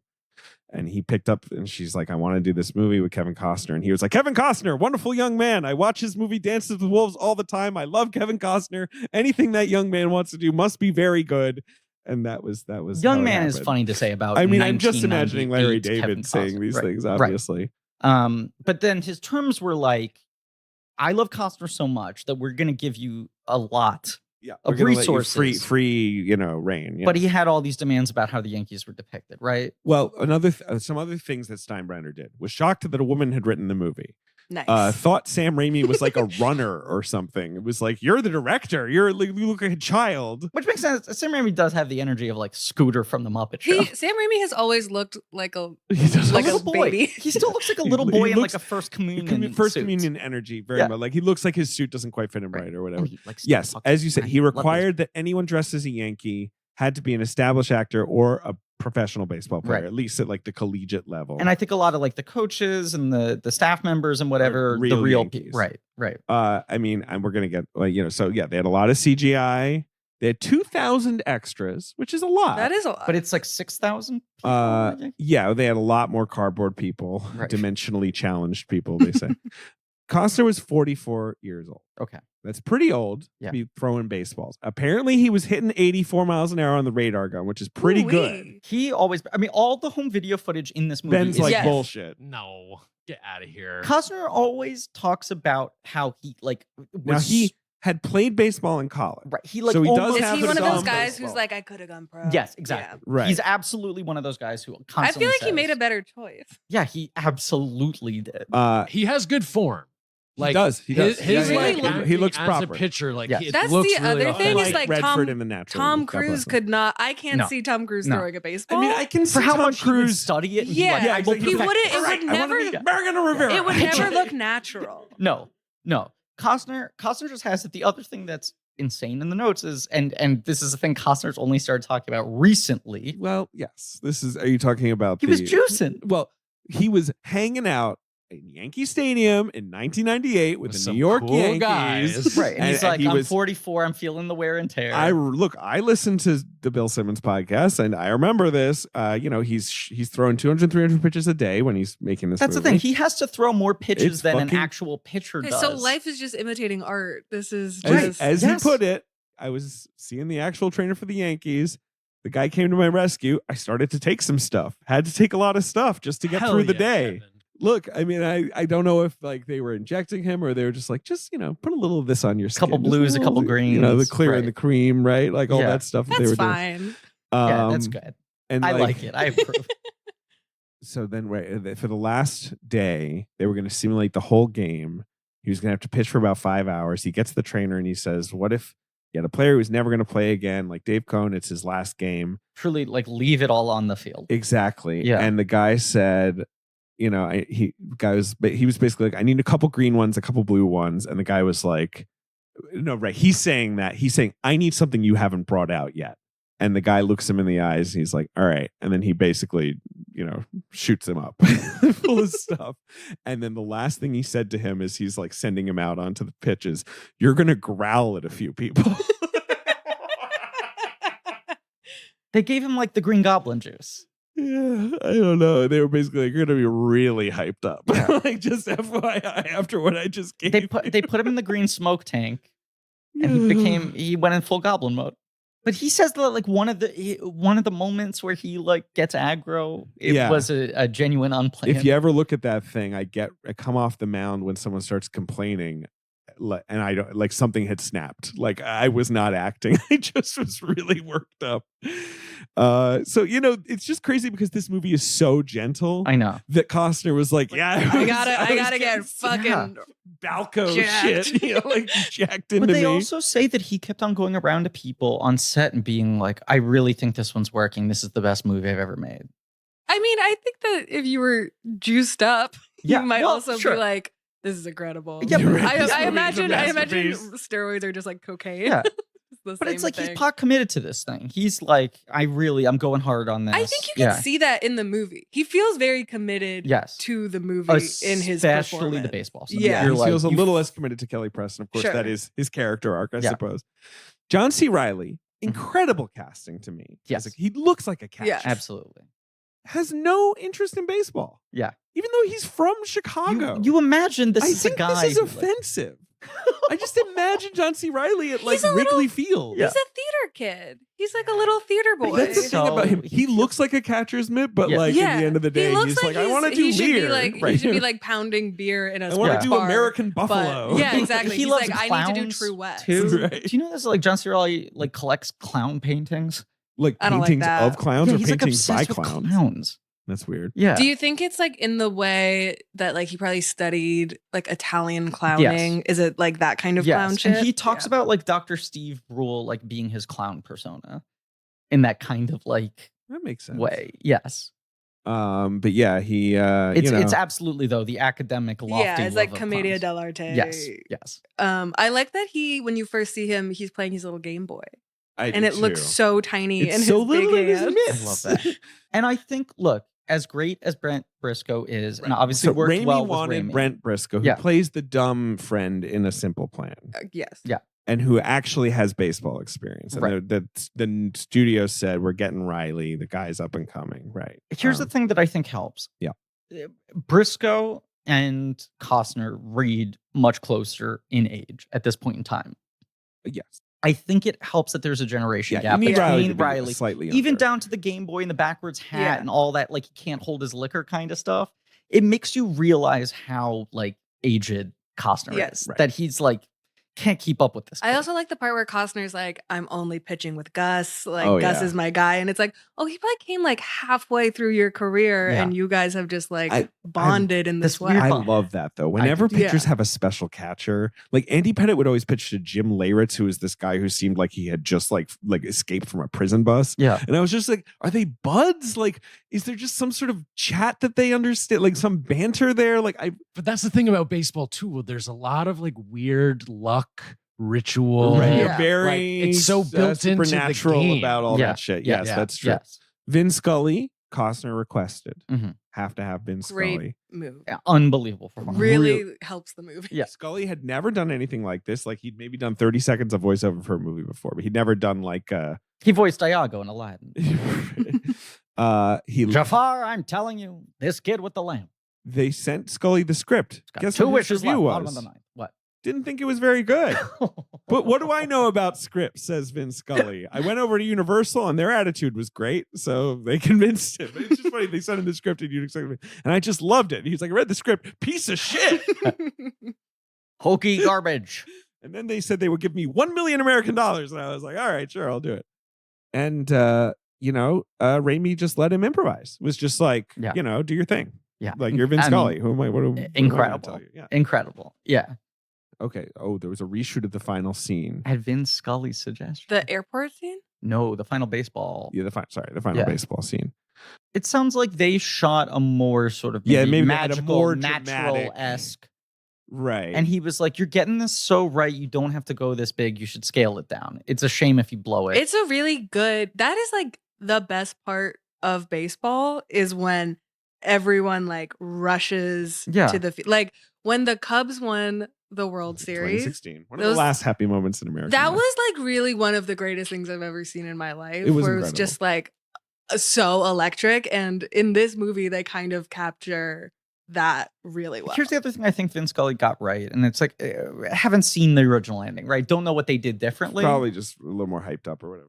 But as someone who barely understands these things, I do think so often in these like historic moments, the final play isn't the best play of the game.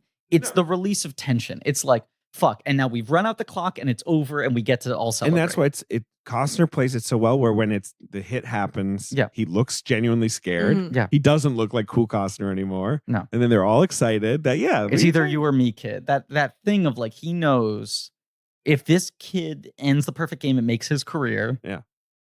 And if he doesn't, then Costner gets to end with the perfect dramatic. Or I also think it's a really smart move that it's a perfect game and not a no-hitter. yeah. Because if it was just a no-hitter, it would be so boring. It would be and much it more would boring. be like, There's no oh, it's stakes. it's Costner. But now it's like, oh, it's the team. So you get the moment where it's like that guy missed the ball when they played the Red Sox, and then he gets to catch it Greer when they play the Barnes. Yankees. Like, Fucking Comedy Cellar comedian Stand By, Greer Barnes plays that dude who's a really good comic. Who people always go like, why didn't he have a better acting career?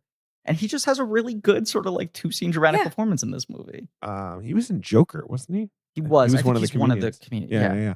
Have you guys ever seen A Perfect Game? I've never seen one in person, obviously. No. But I watched Roy Halladay's Perfect Game. I remember that because that was in the postseason. Did David really Cohn pitch a perfect game? David Cohn did pitch a perfect game. I remember in that 1999. Yeah. And the big one for when I was a kid is Jim Abbott pitched a no-hitter. You guys remember Jim Abbott? I was saying this to my wife, and she was like, "What are you talking about? You insane person?" Does anyone remember Jim Abbott? Jim Abbott played in the 90s, and he was famous because he only had one hand. And so the fact that he was a professional baseball player was absolutely like this like absurd achievement. And then he pitched a no-hitter when I was like 8 years old. That's awesome. It was cool. He would wear the glove on his non-hand arm to cover. And then and then he would like do all this crazy shit for catching where he would like move the glove over, and I could show it to you. It's bizarre. Anyway. Thank you for reminding me. The thing I find most fascinating about this movie is that it feels so un-Raimi like in almost every way, but then you think about it and it's a movie about a guy trying his damnedest not to lose his hand and his girlfriend, which is the ultimate Sam Raimi movie. It is. That's true. Right? It's all about the hand and the girlfriend. Often his characters lose their hands. This is true. And lose the love of their life and never get over it. And this guy somehow wins both. He holds on to the hand and the lady. This is the thing, though, with this movie. I feel like this is, we're going to get into the post-production, what they can't decide about. Like, is this a movie for grown-ups or for families? Yeah. Because, like, the baseball movie is basically a movie for families. Mm-hmm. But the Kevin Costner movie is very much a movie for grown-ups. Yeah. It's not, like, explicit or raunchy. No. But it is just about, like, grown-up shit. Where it's a like, this guy's kind of got to grow up. Love thing. Yeah, right. I mean, he's coming off A Message in a Bottle, which is, like, here's Kevin Costner and Robin Wright having a, like, later in life beach romance. This sort of, like, he's crossed a threshold where it's not even just, like, handsome adults falling in love. It's like people who have already lived a couple lives falling in love, which is not a thing that kids relate to easily unless you're my brother. How old is Kelly Preston at this point? That's a great question. Because if she had Jenna Malone when she was 16, she's probably like 30 when they meet. Yeah, so Kelly Preston is, I'm seeing she's about 7 years younger than Kevin Costner. So she would have been like 37 when she shot this movie. Okay. But yeah, I think she's playing younger. She is. Yeah. She does get above the billing. I know. Which especially when you see it on the poster, you're surprised. When you see the movie, you're like, well, she is in a lot. Yeah. Yes. But right. Costner feels like, especially at this point in time, there's only one lister. Name. Right. Here's to go back to what we were saying about, like, is Kelly Preston good in this movie or not? Right. I can't say that she's good in this movie. I can't that either. Would be tough. I can't either. But I also think what she's being handed is so difficult because she's simultaneously underwritten and overwritten. She is underwritten as a character, and all of her dialogue is overwritten. Right. It's so on the nose, and you're like, oh my god. And I just kept on going like, this is all like try hard James L. Brooks, Cameron Crowe style. They're looking for that sort of. Is this not America? Right. But also the like, are we going to talk about the thing that we're not going to talk about kind of stuff? How do you like your dark meat? Do you like it ripped up like in a chef salad or cubed? The thing with everyone should wear a poster, fucking. Oh, and hers sign, says like hers yes. And then you're like. Which is not an answer to his question. No, you just, all the examples you listed were adjectives and you're not describing yourself. Like everything about that is just a little bit too overwhelming. He asked her how she likes to be kissed. She said yes. And then here's my biggest gripe with this movie. The kissing is so bad. Really bad. They just smash their faces together and Costner is like wriggling his head around. Yes. But, he has that line in Bull Durham about how he likes like sloppy kisses or whatever. He's a good kisser. Slop it up, Kevin. He likes long, slow, deep, soft, wet kisses the last 3 days. That's his up. line in Bull Durham. I had to look it up to get the wording right. I think they're in this weird zone where like, this feels like it should have been Meg Ryan. I'm not saying Meg Ryan could have pulled it off, but I think the version of this that Kelly Preston could do is a lot more sort of small and emotionally grounded. And when they're trying to make her like Flibberty Gibbet, who has these like sort of winsome like sayings and is like trying to pull her life together, I don't think that plays to her strong suits. I kept every time she had one of these like date scenes, I kept thinking about Richard Lawson and Bobby Fingers game they used to play where they would come up with fake James L. Brooks lines. And the best one they ever came up with was kind of a person who's a kind of a person. Yeah, just like a perfect, I'm the kind of a person who's kind of a person. And it just feels like every scene she's got like 4 of those. and they're not done at the level of those guys who, by the way, we covered both of their careers. When those guys try to make those movies, half the time they fuck it up, right? But very few people can ever get it at the level that they get it when it's cooking, or an Efron, or any of these people, right? I love Kelly Preston in Jerry Maguire, obviously. She's We're incredible. saying in that's a Jerry perfect Maguire. use of Kelly Preston. Addicted to Love, good use of Kelly Preston. Addicted to Love. What are some other Kelly Preston movies I like? I Old don't know. Dogs. Sure. Oh, what I is have not she? seen She Old plays a Dogs. mom in something that I like. And She now I'm probably forgetting. does. That does sound She like has a great mom performance in Sky High. Is that That what is you're what I'm thinking of. She's really funny good in Sky High. fair enough. Okay. But I Okay. do think when she was positioned in movies like this as the perfect woman, earnestly, it often didn't totally click. And when she's in things like Jerry Maguire or Addicted to Love, where she is quote unquote the perfect woman that people have to slowly realize is not, she's really good. She's so good in Jerry Maguire. But it's a really it's a like 20-minute burst. It's so Yeah. small, but Yes. it really she is incredible. As you said, everyone on set was like, "We're making a great movie." Yeah. There's the very funny, of course, Brian Cox wrote about this in his memoir because Because he Why had to wouldn't go he? on a press tour for 9 months. and like just I had a certain talk point was about like, I was every like, celebrity is the book ever. even out? I can't No, even it was tell. like it came out in the UK and he was like, I hate Johnny Depp. And then it came out in America and he had like more things Can't to say. fucking act. Like, I just feel like that's always what he's saying. I already made this joke in a different episode, right? That the last chapter of the book is him shaming you for not having read it yet. Right. David Sims, stop quoting from my book. Piece of shit. Fuck you. So Cox said that Sam Raimi said to him, like, you have to be high status in your scene. I know Kevin's a movie star. He might be difficult with that. But you're the high status character. Right. And Cox in writing replies, this was because my character in the scene was higher status than Kevin's, and Sam was worried that his real life status would bleed in to influence the scene. Sam having not heard of this thing we call acting. Fuck off. This is the whole thing with British actors. Yeah. It's like American, like, fucking Jared Leto is hanging from the ceiling. Right. He's like, I'm Morbius. And Brian Cox is like, it's called acting, mate. Right. Look, I'm a vampire now. See, that's how you do it. It's the fucking Olivier thing. Try acting, my boy. Yeah. Apparently, after Cox and Costner did their first scene together, Raimi was like, how'd you do so great? That was perfect. And Cox said, Sam, did you ever consider treating Kevin as an actor rather than as a movie star? Because I think that's what he wants. Don't know if that's true, but that's how Brian Cox thinks. I would believe that 100%. I would believe that. Yeah. Cox is good in this. I think He is. he's- I wish there was more of him. But this is that time when it's just Cox just shows up I for know. a scene or two. This is He's I I love Brian his little Cox. glasses. Good little Good glasses. little glasses. 25th Hour adaptation, right? Well, Like like he's just 2 years after this, 3 years after this is The Rookie, where it's like now he's got the bigger part Is in the that Dennis baseball Quaid? movie. Yeah, and he's Yeah. Dennis Quaid's dad. Right. 2000. Does he run a bar in that one too? He's always running bars in movies. He's This always is- like your dad who runs a It's bar. the golden age. The golden age is Brian Cox as dad you have a difficult relationship with who runs a bar. But and he'll is a tell you a gregarious- hard truth. Right, but he's gregarious to other people. To Yes. you, he gives it a little too straight. All right, son, what do you want? Fuck off.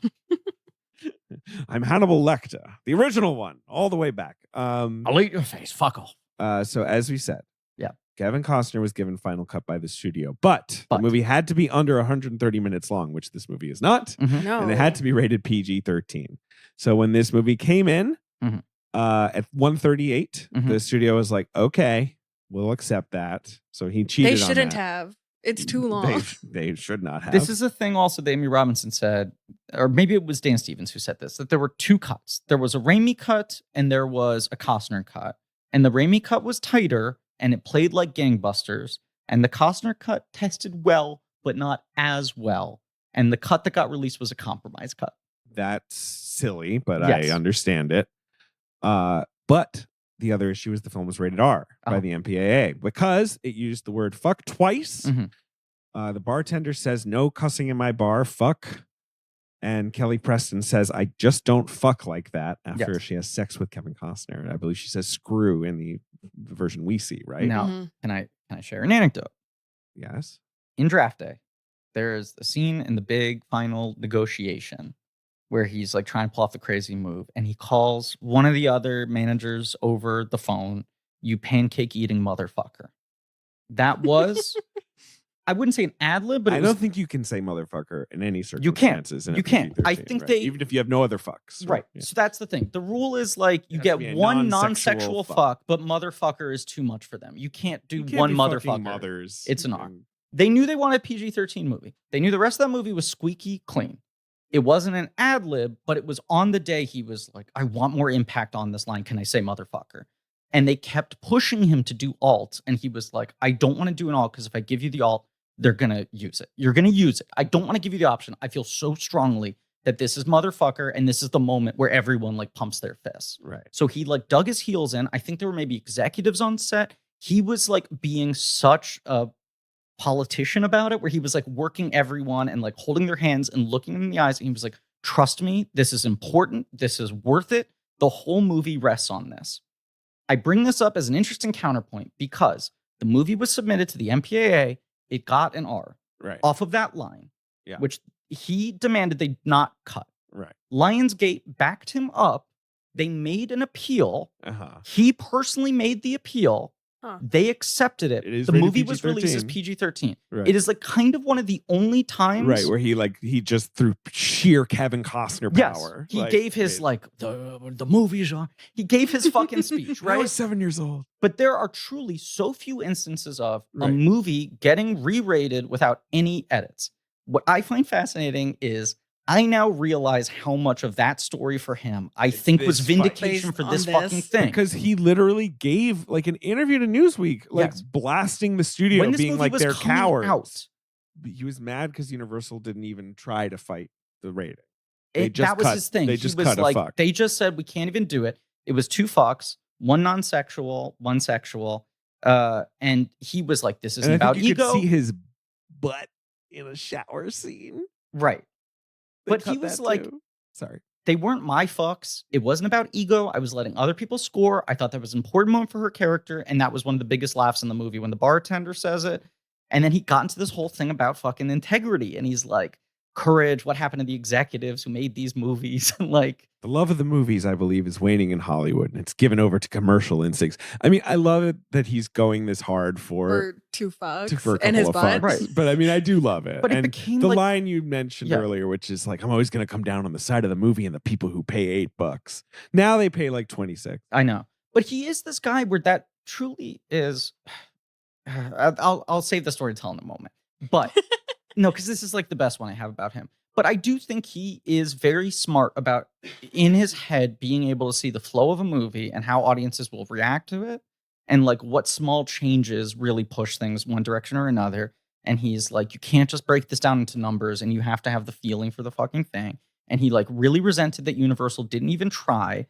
And then when he was doing his perfunctory press for the movie, he was talking about like they gave up on it. So then Universal publicly was like, we don't really like that Kevin Costner is holding this asset hostage and dissuading audiences from wanting to see it. It's not fair for him to hijack a $50 million asset, is what they said, yes. And his thing was our feeling is we have backed the filmmaker and his name is Sam Raimi, not Kevin Costner. But motherfuckers, you put in the contract that he gets final cut. I also think that you don't hire Kevin Costner and not know that this is kind of what he's going to do. Especially at this point. To be fair, they put in the contract that he gets final cut on a movie that's rated PG-13 and 130 and minutes their long. argument, which I think is fair, is they were like, we gave you the flyer on the length. The crazy thing is they actually offered to pay him $20 million. Right. They actually were like, you know what? We're sorry. Right. Because he was saying like, I waived my fee in order to be able to make the movie I wanted. And now they're not letting me make it. And they're like, fine, we'll pay you $20 million if you stop shit talking our movie and he 5 days before it comes out. This is such a funny movie to get into this kind of fight then you about. See this movie and you're like, this is your baby? But then it just makes perfect sense that 15 years later on draft day or whatever, he's just like, I will not lose this argument. You have to trust me. Sam Raimi, diplomatic, said, I missed the lines too. I like the bartender's line. It's a great moment. The MPA wouldn't allow it. I understand Kevin's feelings. It's a very personal film for him. I use home movies of his dad and him in the opening credits. So Sam, which is true. It's, when that starts, I was like, they got someone who really looks like Kevin Costner. Yep.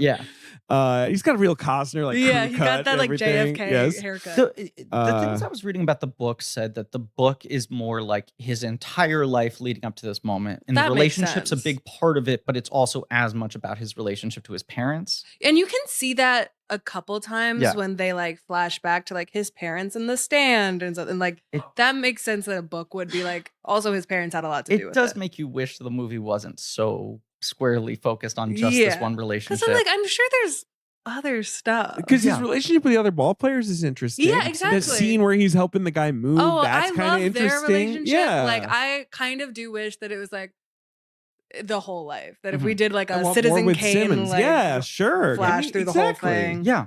I mean, it's tough with aging. I get, you don't want Costner playing a 20-year-old in this movie or whatever. But Right. We should remake this movie and just use Irishman technology. he should do it now. Yeah. Yes, he should do it now. Right. And you do the Irishman thing. Not being age of any of this movie. Right. He should do it all. Right. But you do the Irishman thing where, like, for most of the movie, he's 67 playing 45. Right. And then for a sometimes couple he's unnerving 20. scenes, He's he's 18. 23. It's like, oh. He's kicking.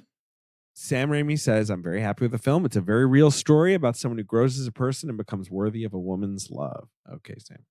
The other thing I like that Raimi said there is the thing of, like, I had no tension with the studio because we were both trying to make the same movie. I wanted to make a, like, feel-good, populist, emotional baseball film for American families. I didn't have some darker thing that they were, like, that I was pushing on it.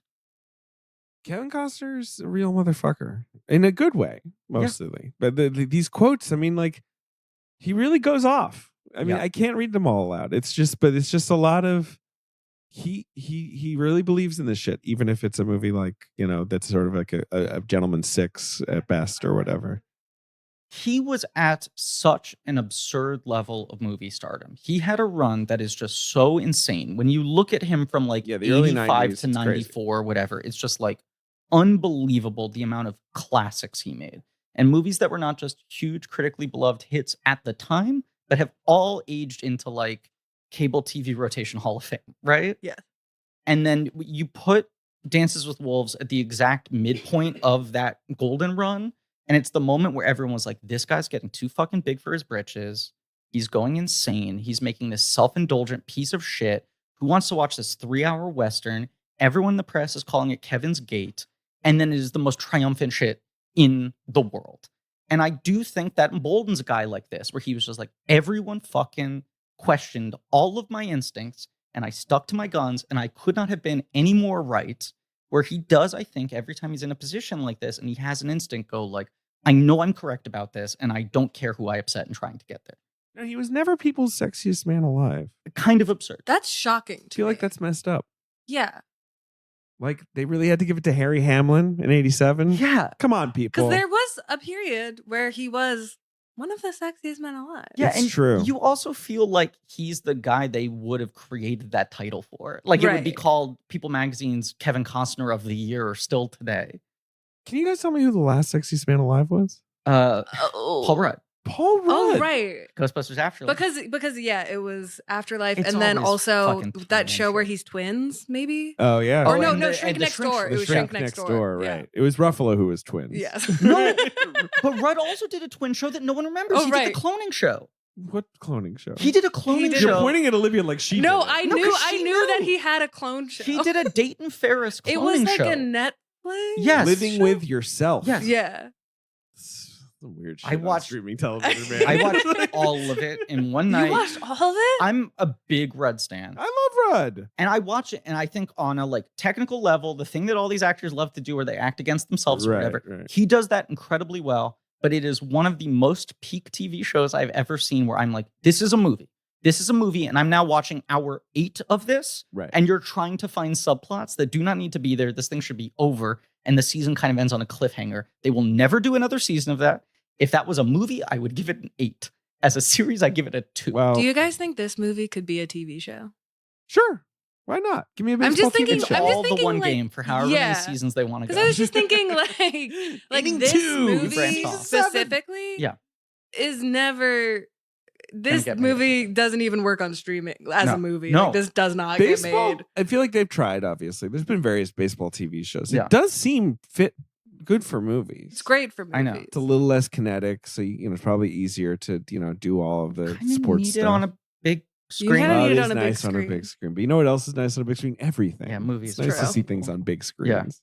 Don't you think? I love it. Okay. Good. My pitch would be to make a baseball movie about the guy who did a no on LSD. Oh, sure. Oh, Yeah. Doc. What's his name? Doc. Doc Ellis. Yeah. Dallas. There you go. Yes.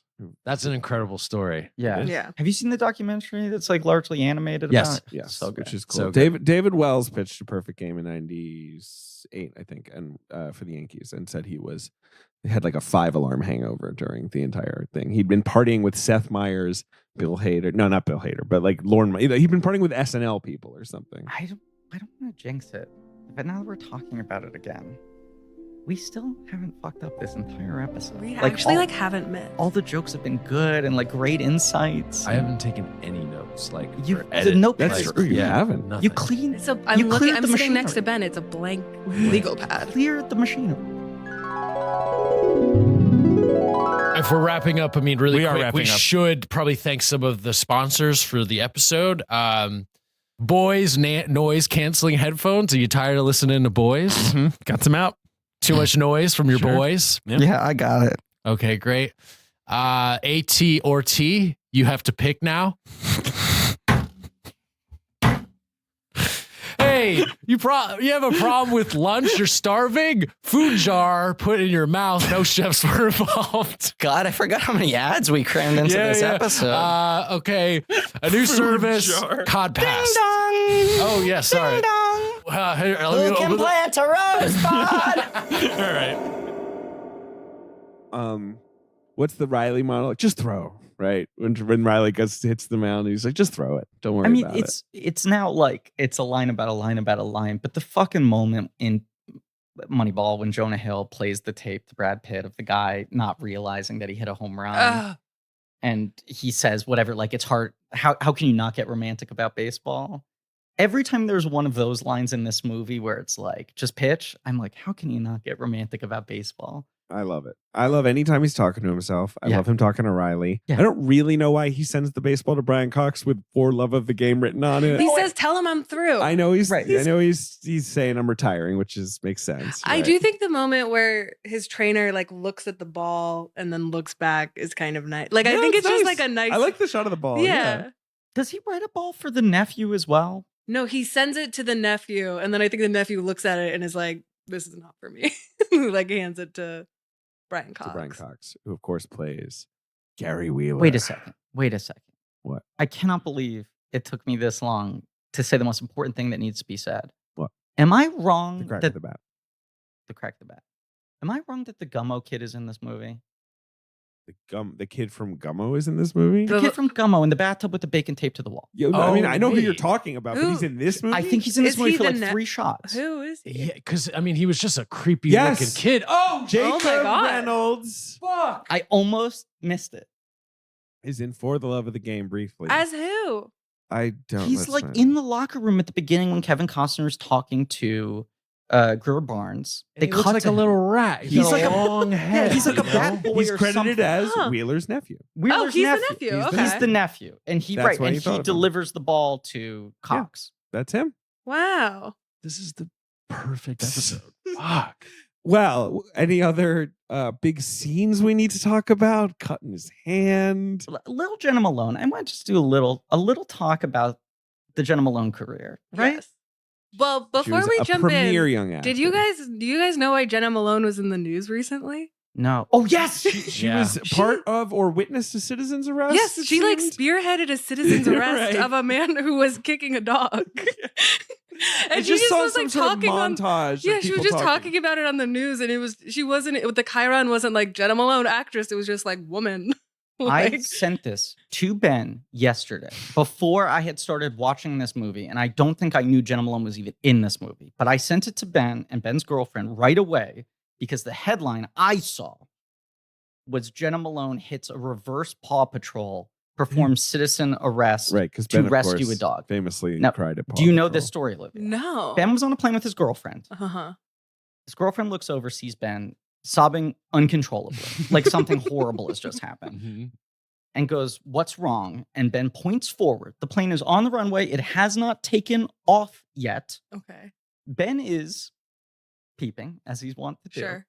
Between the crack in the seats in front of him, there was a little boy who was watching the Paw Patrol movie. Ben is overseeing this Uh-huh. without headphones, no audio. And he just witnesses the visuals. And Ben is truly tearing up as I'm explaining this. Yeah. The It gets opening, me. The cold open of the Paw Patrol movie is there was a turtle trying to cross a bridge, and a man notices the turtle and swerves out of the way so as not to hit the turtle, and he almost falls off the bridge, and the Paw Patrol has to save him, and Ben could not process. That is so sweet. I was gonna say Red in the face. He's truly choked up right now. I thought you would have been in the air when you started crying. No. They were like, that's hey, what usually we're still taxiing, we're waiting, and Ben's like sobbing, watching. It gets me. It just gets me. He's a good guy, and they save him. He was doing a good deed. Ben liked that he did a good deed, and he liked that the Paw Patrol recognized the deed and did a good deed to help him. And Jenna Malone is the real life Paw Patrol. Yeah.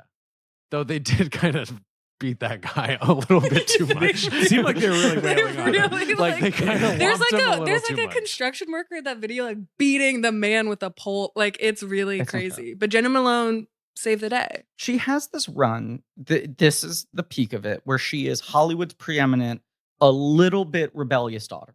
Right. She's just a little bit rebellious. The stepmom. Before that, of course, she is in Contact. Yes. Right, as little Jody, where she's Stepmom is the year before this, and then she was in Cheaters. With where she cheated in a decathlon. Well, this is the transition. Then she becomes Hollywood's preeminent, or maybe Indiewood's preeminent, understanding girlfriend to a dark teen boy. So Donnie Darko, Life is a House.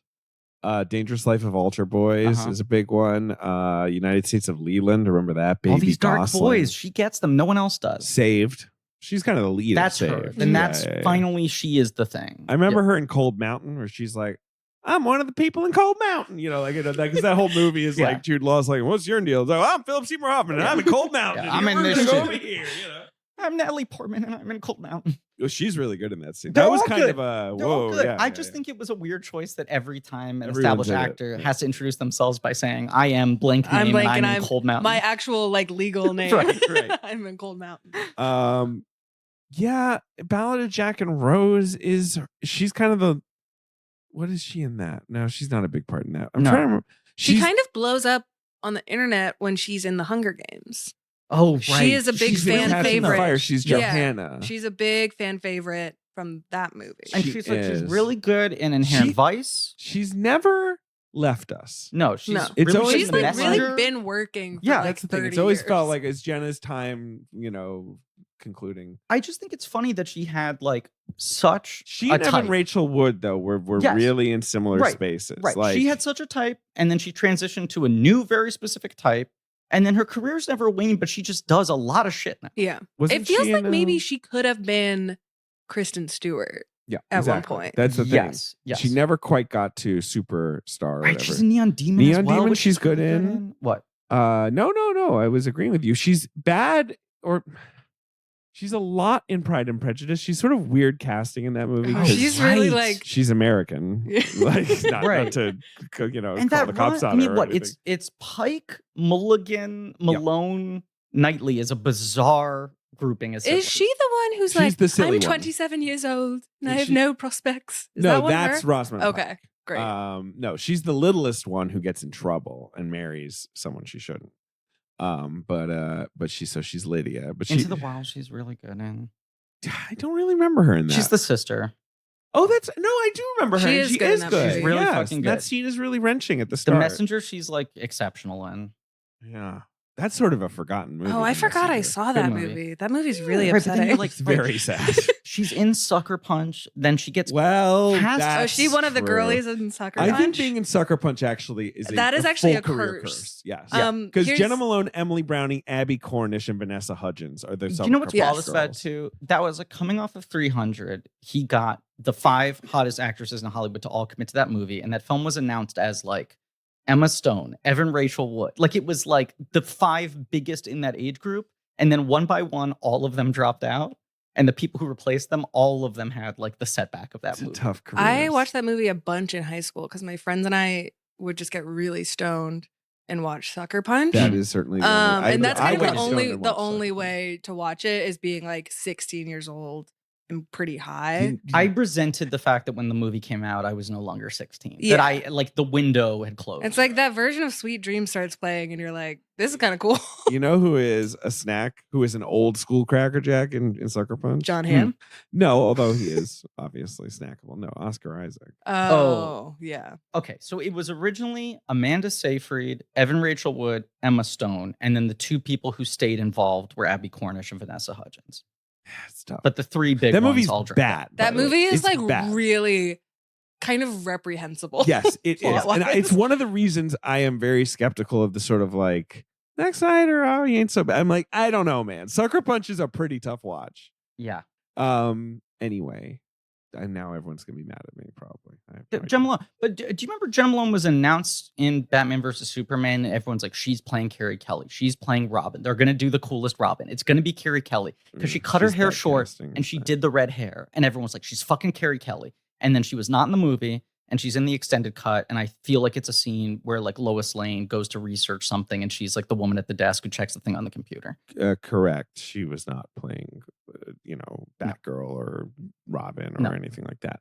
She was playing someone called Janet Clyburn. Oh, Of course. My favorite character. Yes.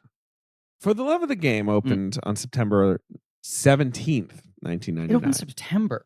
Yeah. It's a fall. It's a fall film. No, I Baseball just movie. part of me thought it like they were positioning this for like fucking Thanksgiving or Christmas. Well, maybe if they hadn't had like a war with Kevin Costner, they would have. I don't know. Yeah. It opened number 2. Mhm. It made 13 million. It grossed 35 domestic, 46 worldwide. My brother Movie loved cost it. He more cried. than that. Yeah. It wasn't that well reviewed. Can you read the Ebert review? Because it's a real fucking body blow. You know those quizzes they run in women's magazines about testing your relationship? For Love of the Game is about the kinds of people who give the wrong answers. It's the most lugubrious and sloppy love story in many a moon, a step backwards for Sam Raimi after a simple plan. And yet another movie in which Kevin Costner plays a character who has all the right window dressing, but is neither juicy nor interesting. Jesus. 1.5 stars, folded them like laundry. That's- Hammer blows. Yeah. I mean, this movie got He bad rarely reviews. goes that hard. But though. people were sick of Costner because Really of sick. the Yeah. fall was still in effect, Yes. right? Like, so everyone was sick of how, self-involved he seemed. I or do whatever. think there was that thing too when you read the reviews of this where people are like, he doesn't do anything. Everything he says is like a whisper. Right? He's How so is this stoic. a good actor? I don't see him Right. emoting. He gets a Razzie nomination for this, He which does. I'm That like, is really this is kind not of his best crazy to me. performance, but that's absurd. Yeah. Because it's like the best parts of this movie are when he's like on the mound talking to Are himself. just Kevin Costner He's just being like Kevin Costner being Kevin Costner. Right. That's like the magic of this film. Yeah. But Kevin Costner is like a 3-time Razzie winner, 7-time nominee. They just like going after him. The nominees at the Razzies that year, it's okay. So Kevin Costner gets a split nom for this and Message in a Bottle. Kevin Kline for Wild Wild West. Okay. Sure. He's good in that. Yeah, good is strong.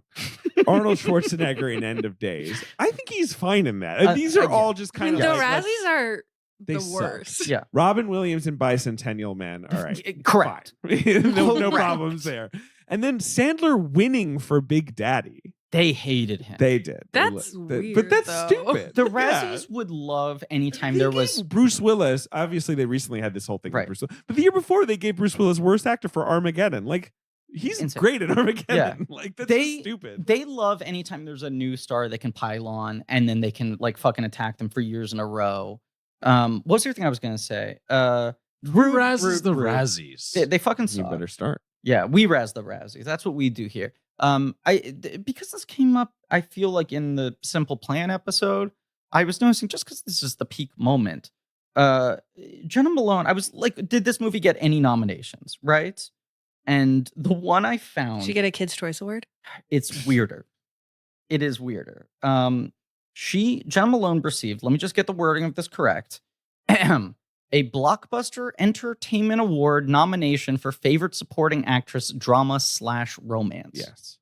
Huh. I bring this up because in Simple Plan, Becky Ann Baker got a Blockbuster Entertainment Award nomination for Favorite Supporting Actress in Drama/Thriller for Taking a Shotgun Blast. She takes she it takes- incredibly well. incredibly She goes well. But No. some of these categories and nominations are The Blockbuster bananas. Entertainment Awards, not to speak ill of them, Sure. had a lot of categories because they had like action, comedy, romance, drama, romance, horror. Right. Like they had like all They had these to weird. fill 'em out. So wasn't that hard to get. Liam Neeson was nominated for The Haunting that year. Right. Okay.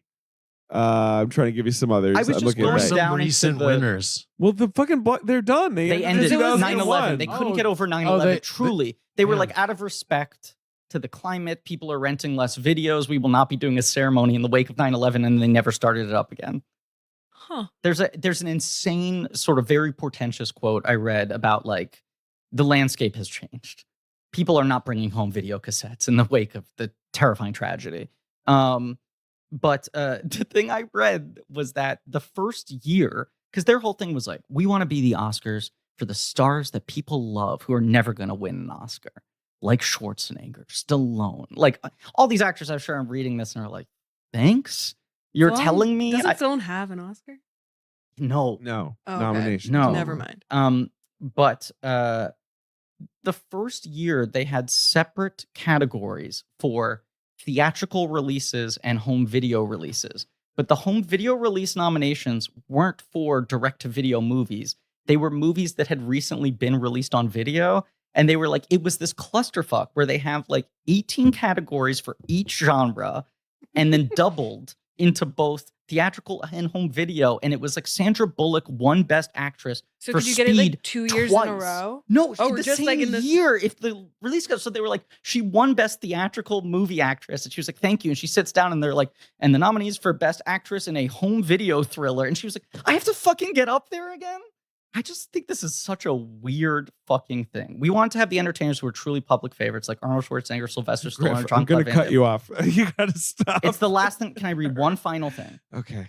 This is what they said in November 2001.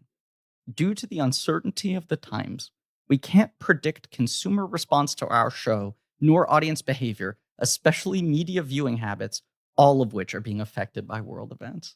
I'm going to say that's a little convenient. Agreed. That's kind of like they got an exit.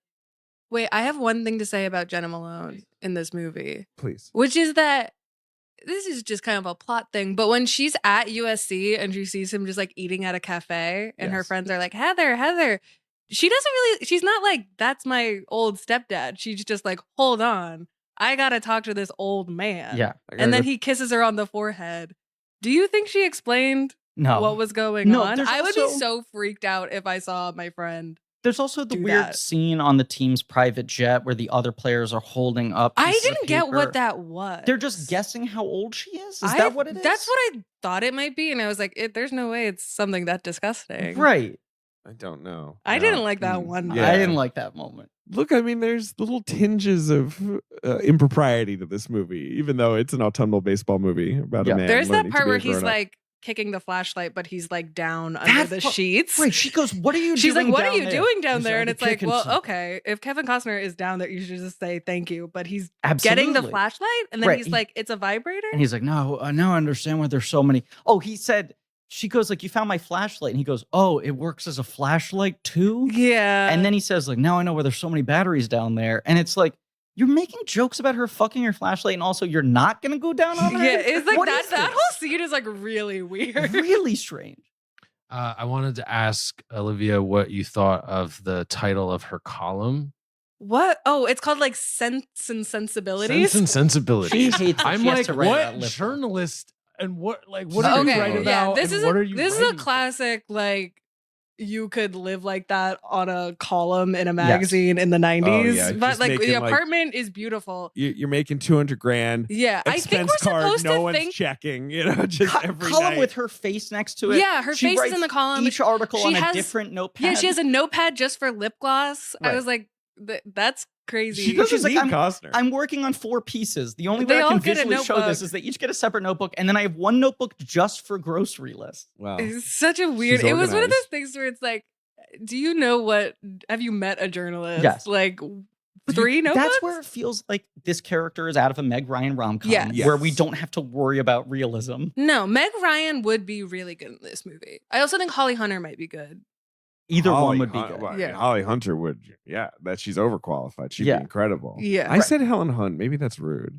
No, Helen Hunt would be good too. I think it's not to be rude to Kelly Preston, but it's not her fault, but she is probably the wrong casting choice for this movie in this time. Like, I can really imagine Meg Ryan, again, when they meet, just being like, I don't need your help. I don't need your help. Like, leave me alone. I'm fine. As written, Meg Ryan could probably, through sheer movie star charisma and how honed her persona was at this point in time, made this work. Or you want it to be someone like Holly Hunter or Helen Hunt, and they rewrite it a little bit to suit them better. The film opened number 2. It's up against a comedy a new comedy that beats it. Yes, September 2000. It's the box office game. September 1999. Correct. It's a new comedy. It's a comedy, an action comedy, starring a comic actor. It's an action comedy starring a comic actor. Yes. In 1999. Griff, you got this. It's one guy. It's not a team-up movie. It's one guy. You got this one guess. Played cops in other movies. Is it Eddie Murphy? No, but you're on the right track. Is it Blue Streak? Comedian. It's Blue Streak. Martin Lawrence in Blue Streak. I'm gonna try to pitch a perfect box office game. No false guesses. From Les Mayfield, of course, the director of Encino Man, right. Miracle on 34th Street, and Flubber. A perfect career. He retired, much like Billy Chappell. Well, he retired after Codename The Cleaner. That seems to be the one that retired. For love of the game. He sent the ball to Brian Cox. I've never seen Blue Streak. I haven't either. Which is funny because I feel like I would have seen it. Yeah, and I'm so in on that era of Luke Wilson, too. Famously, Luke Wilson is the second lead in that. Dave Chappelle is in it. Famously, there was a script written for it, a sequel, that they then turned into the Chris Rock, Anthony Hopkins buddy cop comedy Bad Company. But they made a really interesting choice when they turned it into that movie, which is they took out all of the jokes. No jokes. Zero jokes. I just cannot. I would love to know, like, what maybe we'll do Joel Schumacher. Can I say this so quickly? Yes. I Blue feel Streak, like you've said it before. Blue Streak he is a criminal. Yes. He's like stealing jewels or something. He hides it in an abandoned building before he gets arrested so that when he gets out of jail, he can go back in there and retrieve the jewels. And when he was in prison, they turned it into a police precinct. So the only way to get access to the jewels is to pretend to be a cop. That's fun. And I think by the end of the movie, he proves himself and becomes a real cop. So the question is, for the second movie, how can you fish out of water him again? So the premise is CIA or something. He has a identical twin who you've never heard of before, who was a CIA agent, and they come to him. Chris Rock's twin is dead, and he got killed on the job. You need to take over his mission.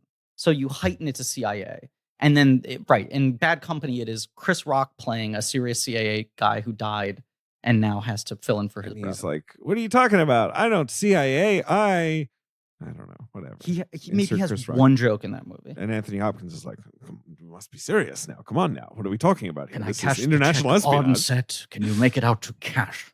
Now that I want to know, because Hopkins was at the Oscars and he even had a little comment. He said, what more is there to say that Will Smith hasn't already? And like, he should have gone up there and said, like, I worked with Chris Rock on Bad Company. I consider Chris Rock a good man. And one of our finest actors. Do you think he even remembers that movie happened?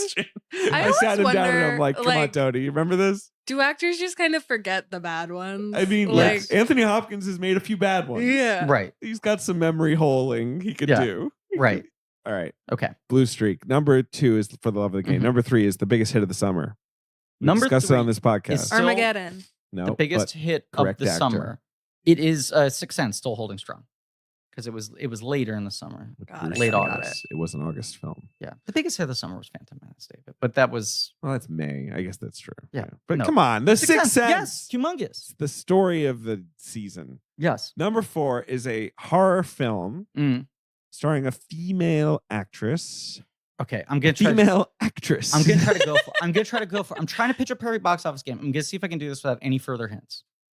I'll tell you one more further hint. It's a very, very useless. It was number 1 the week before. It's fallen far. Okay, I wish you hadn't given that to me because I feel more confident that I have it now. Is this the movie Stigmata? Yes. Pitching a perfect game. Now, can you tell me who directed Stigmata? I can't, but that doesn't count. I know. Well, isn't it the devil? Who directed? Satan himself. Lou Cypher. You guys should do the devil on this. You should do a devil miniseries. We'll do a Oh, that's a Patreon. fucking genius We should do idea. that, Just actually. pick like truly Demon evil movies. Truly movies. evil movies. Yes. It's Rupert Wainwright, of course, who Oh, eventually weird. would go on to make The Fog Yeah. remake. Yeah, one of the most boring movies ever made. Quite boring, yes. I feel like a Chevy Chase would be in one of those movies. Yeah, And the one of Karate the- Dog. directed by the movie. devil. Directed by the Yeah. devil. I think, like the Lone Ranger, the new one. I was Yeah. gonna say Is Yeah, in that's your- become This one is of the most thing. cursed This living is movies. right with the multiple cursed people in the maybe. We're not or gonna whatever. look. We're not gonna harp on this, but it really that movie becomes more cursed with every year, and Every it really passing puts day. a little Sucker kink Punch in could be in the devil Verbinski fans. miniseries. Could. Yeah. Yeah. Number 5 of the box office is also a horror film, Okay, an underrated one in my opinion. I'm gonna take the swing again. Is it Stir of Echoes? That's right. A Wow. perfect box office Because game. No wrong guesses.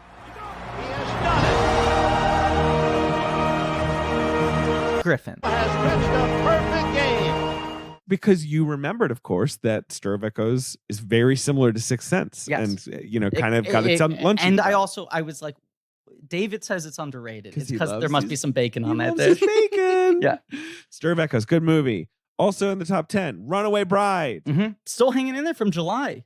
Yeah, in its 8th week. Cute. Huge hit. Another art imitates life movie. That's Yeah. true. Julia One had of the done great it. stories. That Julia that Roberts, Julia dumped Roberts Lyle loved Lovett at Kiefer- Kiefer Sutherland. Kiefer not Lyle Sutherland Lovett, yeah. for Jason Patrick.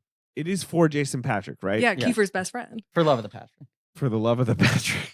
Sorry, for love of the Patrick. For Love of the Patrick. Yeah. No. And then they did a play together recently. They've like now mended the relationship. I think, Julia Roberts and Kiefer Sutherland? No, Kiefer Sutherland and Jason Patrick did the Oh. winning season, the play written by Jason Patrick's dad. Yeah, of course. Good and people play. were like, so things are cool between you? And they're like, The it champion. got cool when we started rehearsing. We hadn't talked for 20 years. Now we drink whiskey and talk about that. That's really, yeah. No, it's yeah. The Um, championship season, sorry. You've also, yes, right. Thomas Crown Affair, a classic. Mhm. Brosnan movie. and Russo, Mhm. great movie. Bowfinger, a Oh, classic. classic. I love that movie. Murphy and Martin threw it on recently. Darker than I remember. It's really dark. Yes. The whole Good. thing with like the fake Scientology center. Yeah. And the flashing, we were talking about the flashing the other day that Yeah. you just can't. Steve Martin's original draft of this movie, and I think maybe they shot it this way, was at the premiere. A terrorist comes in and blows up the entire theater. And the studio was like, what are you talking about? He's like, oh no, I just hate this whole fucking industry. These people should all die. And That's they the were, thing about Bowfinger. It's really acidic. Yes. It's Yeah. also so goofy. Yes. And it's a weird mix. It's Right. so silly, and then it's also like really Everyone in Hollywood everyone is in the- basically a everyone in the sexual movie is assaulter. Right. like an asshole. right. Yeah. They were like, we will let you do this as long as the ending is happy. So they reshot and added the karate movie thing at the end. Which is good. Right. And I just- remember that killing in the Oh, theater. absolutely. People were just like, yes. it was like a good call. I mean, Eddie Yeah. Murphy running across the freeway is literally one of the funniest things I It think is about so it good. ever. nonstop, and I also think it is a stunning piece of film. It Like is. you watch It's it and you just cannot believe. And you are like, he is going to die. Right. I am going to watch this it's man like get hit by a seamless car. special effects. It's like perfectly filmed. It is somehow both funny and thrilling. It's a great movie. Murphy should have won the fucking Oscar for that. He's good so in both at it. roles. He's so good in at both. both They should roles. have given him best. My That's favorite the thing is fucking when the Kevin guy Spacey year. They is, should have given it to Murphy. He has people trying on clothes for him, and he's like, "Do the thing," and the people hold up the face, the Yes. cardboard face of Eddie Murphy. Shake a spear. Shake a spear. You already said shake a spear. Yes. Number 9, The 13th Warrior. Oh, Antonio Banderas, cannibal medieval drama. violence. Number 10, Mickey Blue Eyes. Hey. Uh-oh, Hugh Grant's gotten himself into a bit of a situation. Oh, no, this guy. I saw that in theaters. Don't remember it. Yeah. Remember it being bad. Mm. Number 11, this is the most interesting, opening this week Mm. on 16 screens to $53,000 American per Beauty. screen. American Beauty. Wow. The world was about to change. The world's about to Oh, change. for A movie that better or worse. talking Yeah, about unclear. demon movies. The movie Yeah. that starts with Kevin Spacey jerking off in a shower. Yeah. And being like, fuck you. There is no crime in art. You've also got Let Me Be Frank, You've also got. He didn't do one this year. I know. It sucks. Oh, Ben's mad. We're spoiling it. You want to talk about? No, this is just You see it boxed up his face. This is just the young kid hitting the ball. We're gonna get him out. We're gonna foul, and he just caught it. What's his name? Caught it. Yeah. There you go. You did say though, like, we should do a Patreon series of movies directed by the devil. If he makes one more, we could just do the Let Me Be We're Frank. never doing that. To be clear, He just needs one Never. more. I think it needs to be 4. Let him be frank. What a good movie. What am I talking about? What? Totally This average one- movie. 5 out of 10. There was a point where I was like, this is a 2. And then when he finishes the perfect game, I was like, this is a soft 5. And then the airport scene maybe knocked it back down to a 3 or a 4. Oh my God. The coat he's wearing in the airport though was really good. Yeah. That like long brown number. I like so many of the ideas. Like, I like the idea that she's at the airport bar Yeah. and she's like, I'll watch him for an inning. And then when his arm hurts, she's like, his arm hurts, And they're like, what does she know? Yeah, and then that guy is like, this guy's a bum. I like that the guy who screams this guy's a bum at the end is cheering. He's like, perfect game. I really like how that happens in the stadium too, that by the end they're like cheering for him. Which is how of course it would be. that's how it would happen. Of course. If I watched a perfect game. I'll also say the moment that feels the most Raimi-ish to me, and which I do think is actually very well directed, is the moment of the hand injury. I do think the way they set that up in the long shot with him on the bandsaw, and then you cut to her coming out with 2 cups of coffee, and everything's nice, and you have that ominous feeling, and then you realize you, it's already turn happened. around, and it's like, oh, right. So it's yucky. bleeding onto the snow. He doesn't cut away. Costner's like lightheaded. She's trying to collect it. She puts the snow in his hand. Like, I think that whole moment is very well done. I also think the part where he is getting into the medevac, ushered in by Daniel Day Kim, if you notice. Yes, Daniel Day Who Kim later pops comes up for a back sec. as a scientist in Spider-Man 2. But he's like, you have to call the trainer. That's the person who's the most important to me right now. Yeah. I was like, that's a good like asshole. It is. moment. Yes. Quietly brutal. Yeah. Where it's, It's like he doesn't really mean it bad way, but he also But it's like does. baseball is Yeah. his first Right. love. Oh yeah. And the scene... Forky did not like that line. She was very mad that he said that. I would be Yeah. so pissed. Especially because she just She fucking saved moved him. heaven and earth for Yeah. your stupid hand.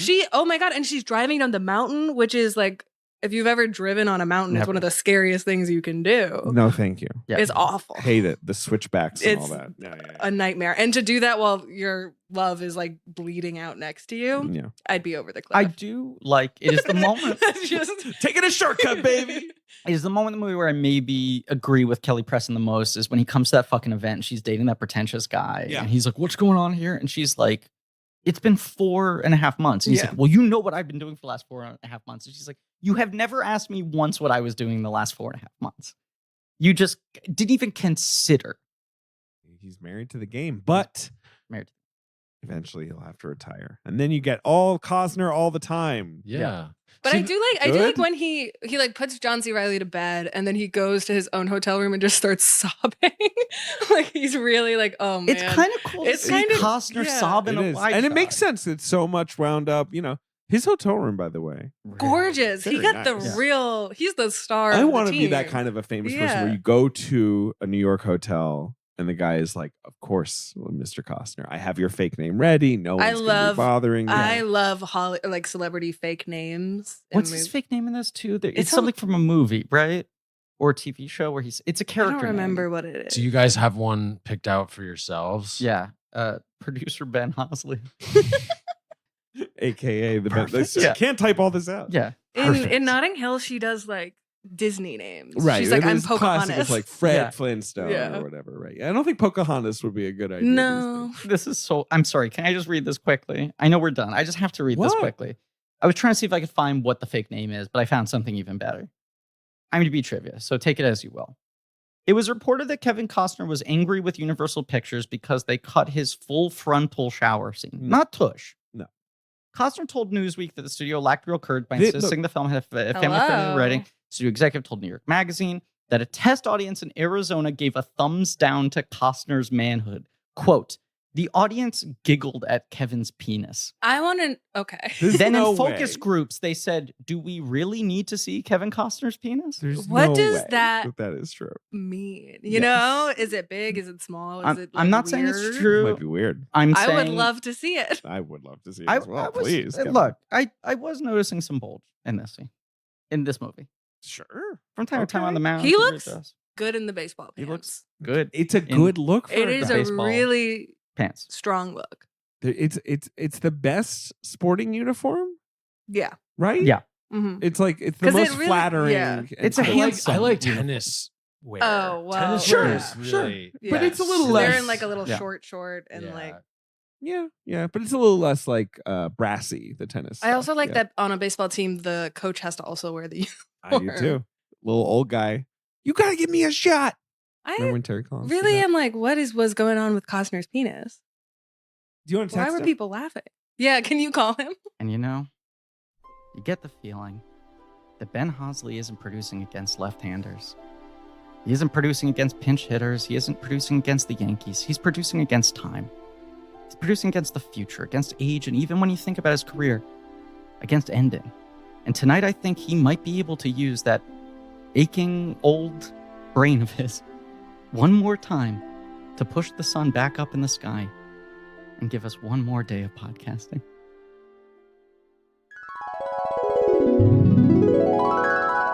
Of course, as always, we have with us here the Ben Deucer himself, the pro doer, producer Ben. Hello, Fennel. Hold on, I'm going to say something that makes sense. Hello, gentlemen. Okay. Hello, Fennel. Producer Ben, you are not allowed to edit that out. And now, hello, Fennel is our No, catchphrase. I'm editing that out. You are not. Damn it. No, I You're don't not. think so. Hello, Fennel. Hello, Fennel. Hello, Fennel. We're going to make Hello, Fennel t-shirts. It was like, it was fellas and gentlemen all wrapped up into one. Hey, it was perfect. And now we have a catchphrase. We didn't have a catchphrase. We didn't have a t-shirt. Now we got both. Perfect episode. Sure.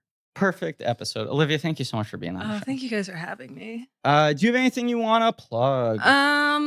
Read Gawker.com. You can just type that into your URL space and you'll click on whatever. You'll have a giggle. I'm on Twitter at Olivia Craighead. Letterboxd, same deal.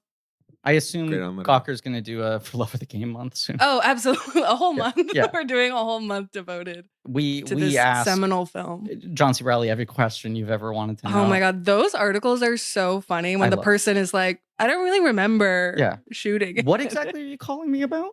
You're like, I was in that? Heartbreakers? Really? Thank you all for listening. Please remember to rate, review, and subscribe. Thank you to Marie Barty for our social media, Joe Bowen, Pat Reynolds for our artwork, Lane Montgomery and the Great American Novel for our theme song, AJ McKeon, Alex Barron for our editing, Nick Loriano, JJ Birch for our research. You can go to blankcheckpod.com for links to all the nerdy things that surround our podcast, including our Patreon, patreon.com/blankcheck for Blank Check special features, where we do franchise commentaries, and we're doing what we like to call, or at least what I like to call, and Ben and David put up with me calling, #NotAllBatman, a run of commentaries on the Batman movies we haven't previously talked about, i.e. the ones not directed by Christopher Nolan or Tim Burton. Tune in next week for The Gift. We got a little gift for you. Got a little gift under the tree. And as always, the crack of the bat. Crack of the bat. Crack of the bat.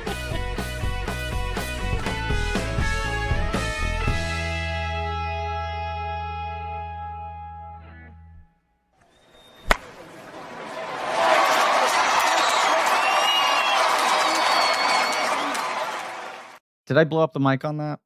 I mean, yeah, you yelled into the microphone. Should I push Pretty it away? loud. Nah, it's fine. We got it. Is No, this no, not No, let's not do it again. You don't Let's need not to. do it No, again. we've got a clean take on it.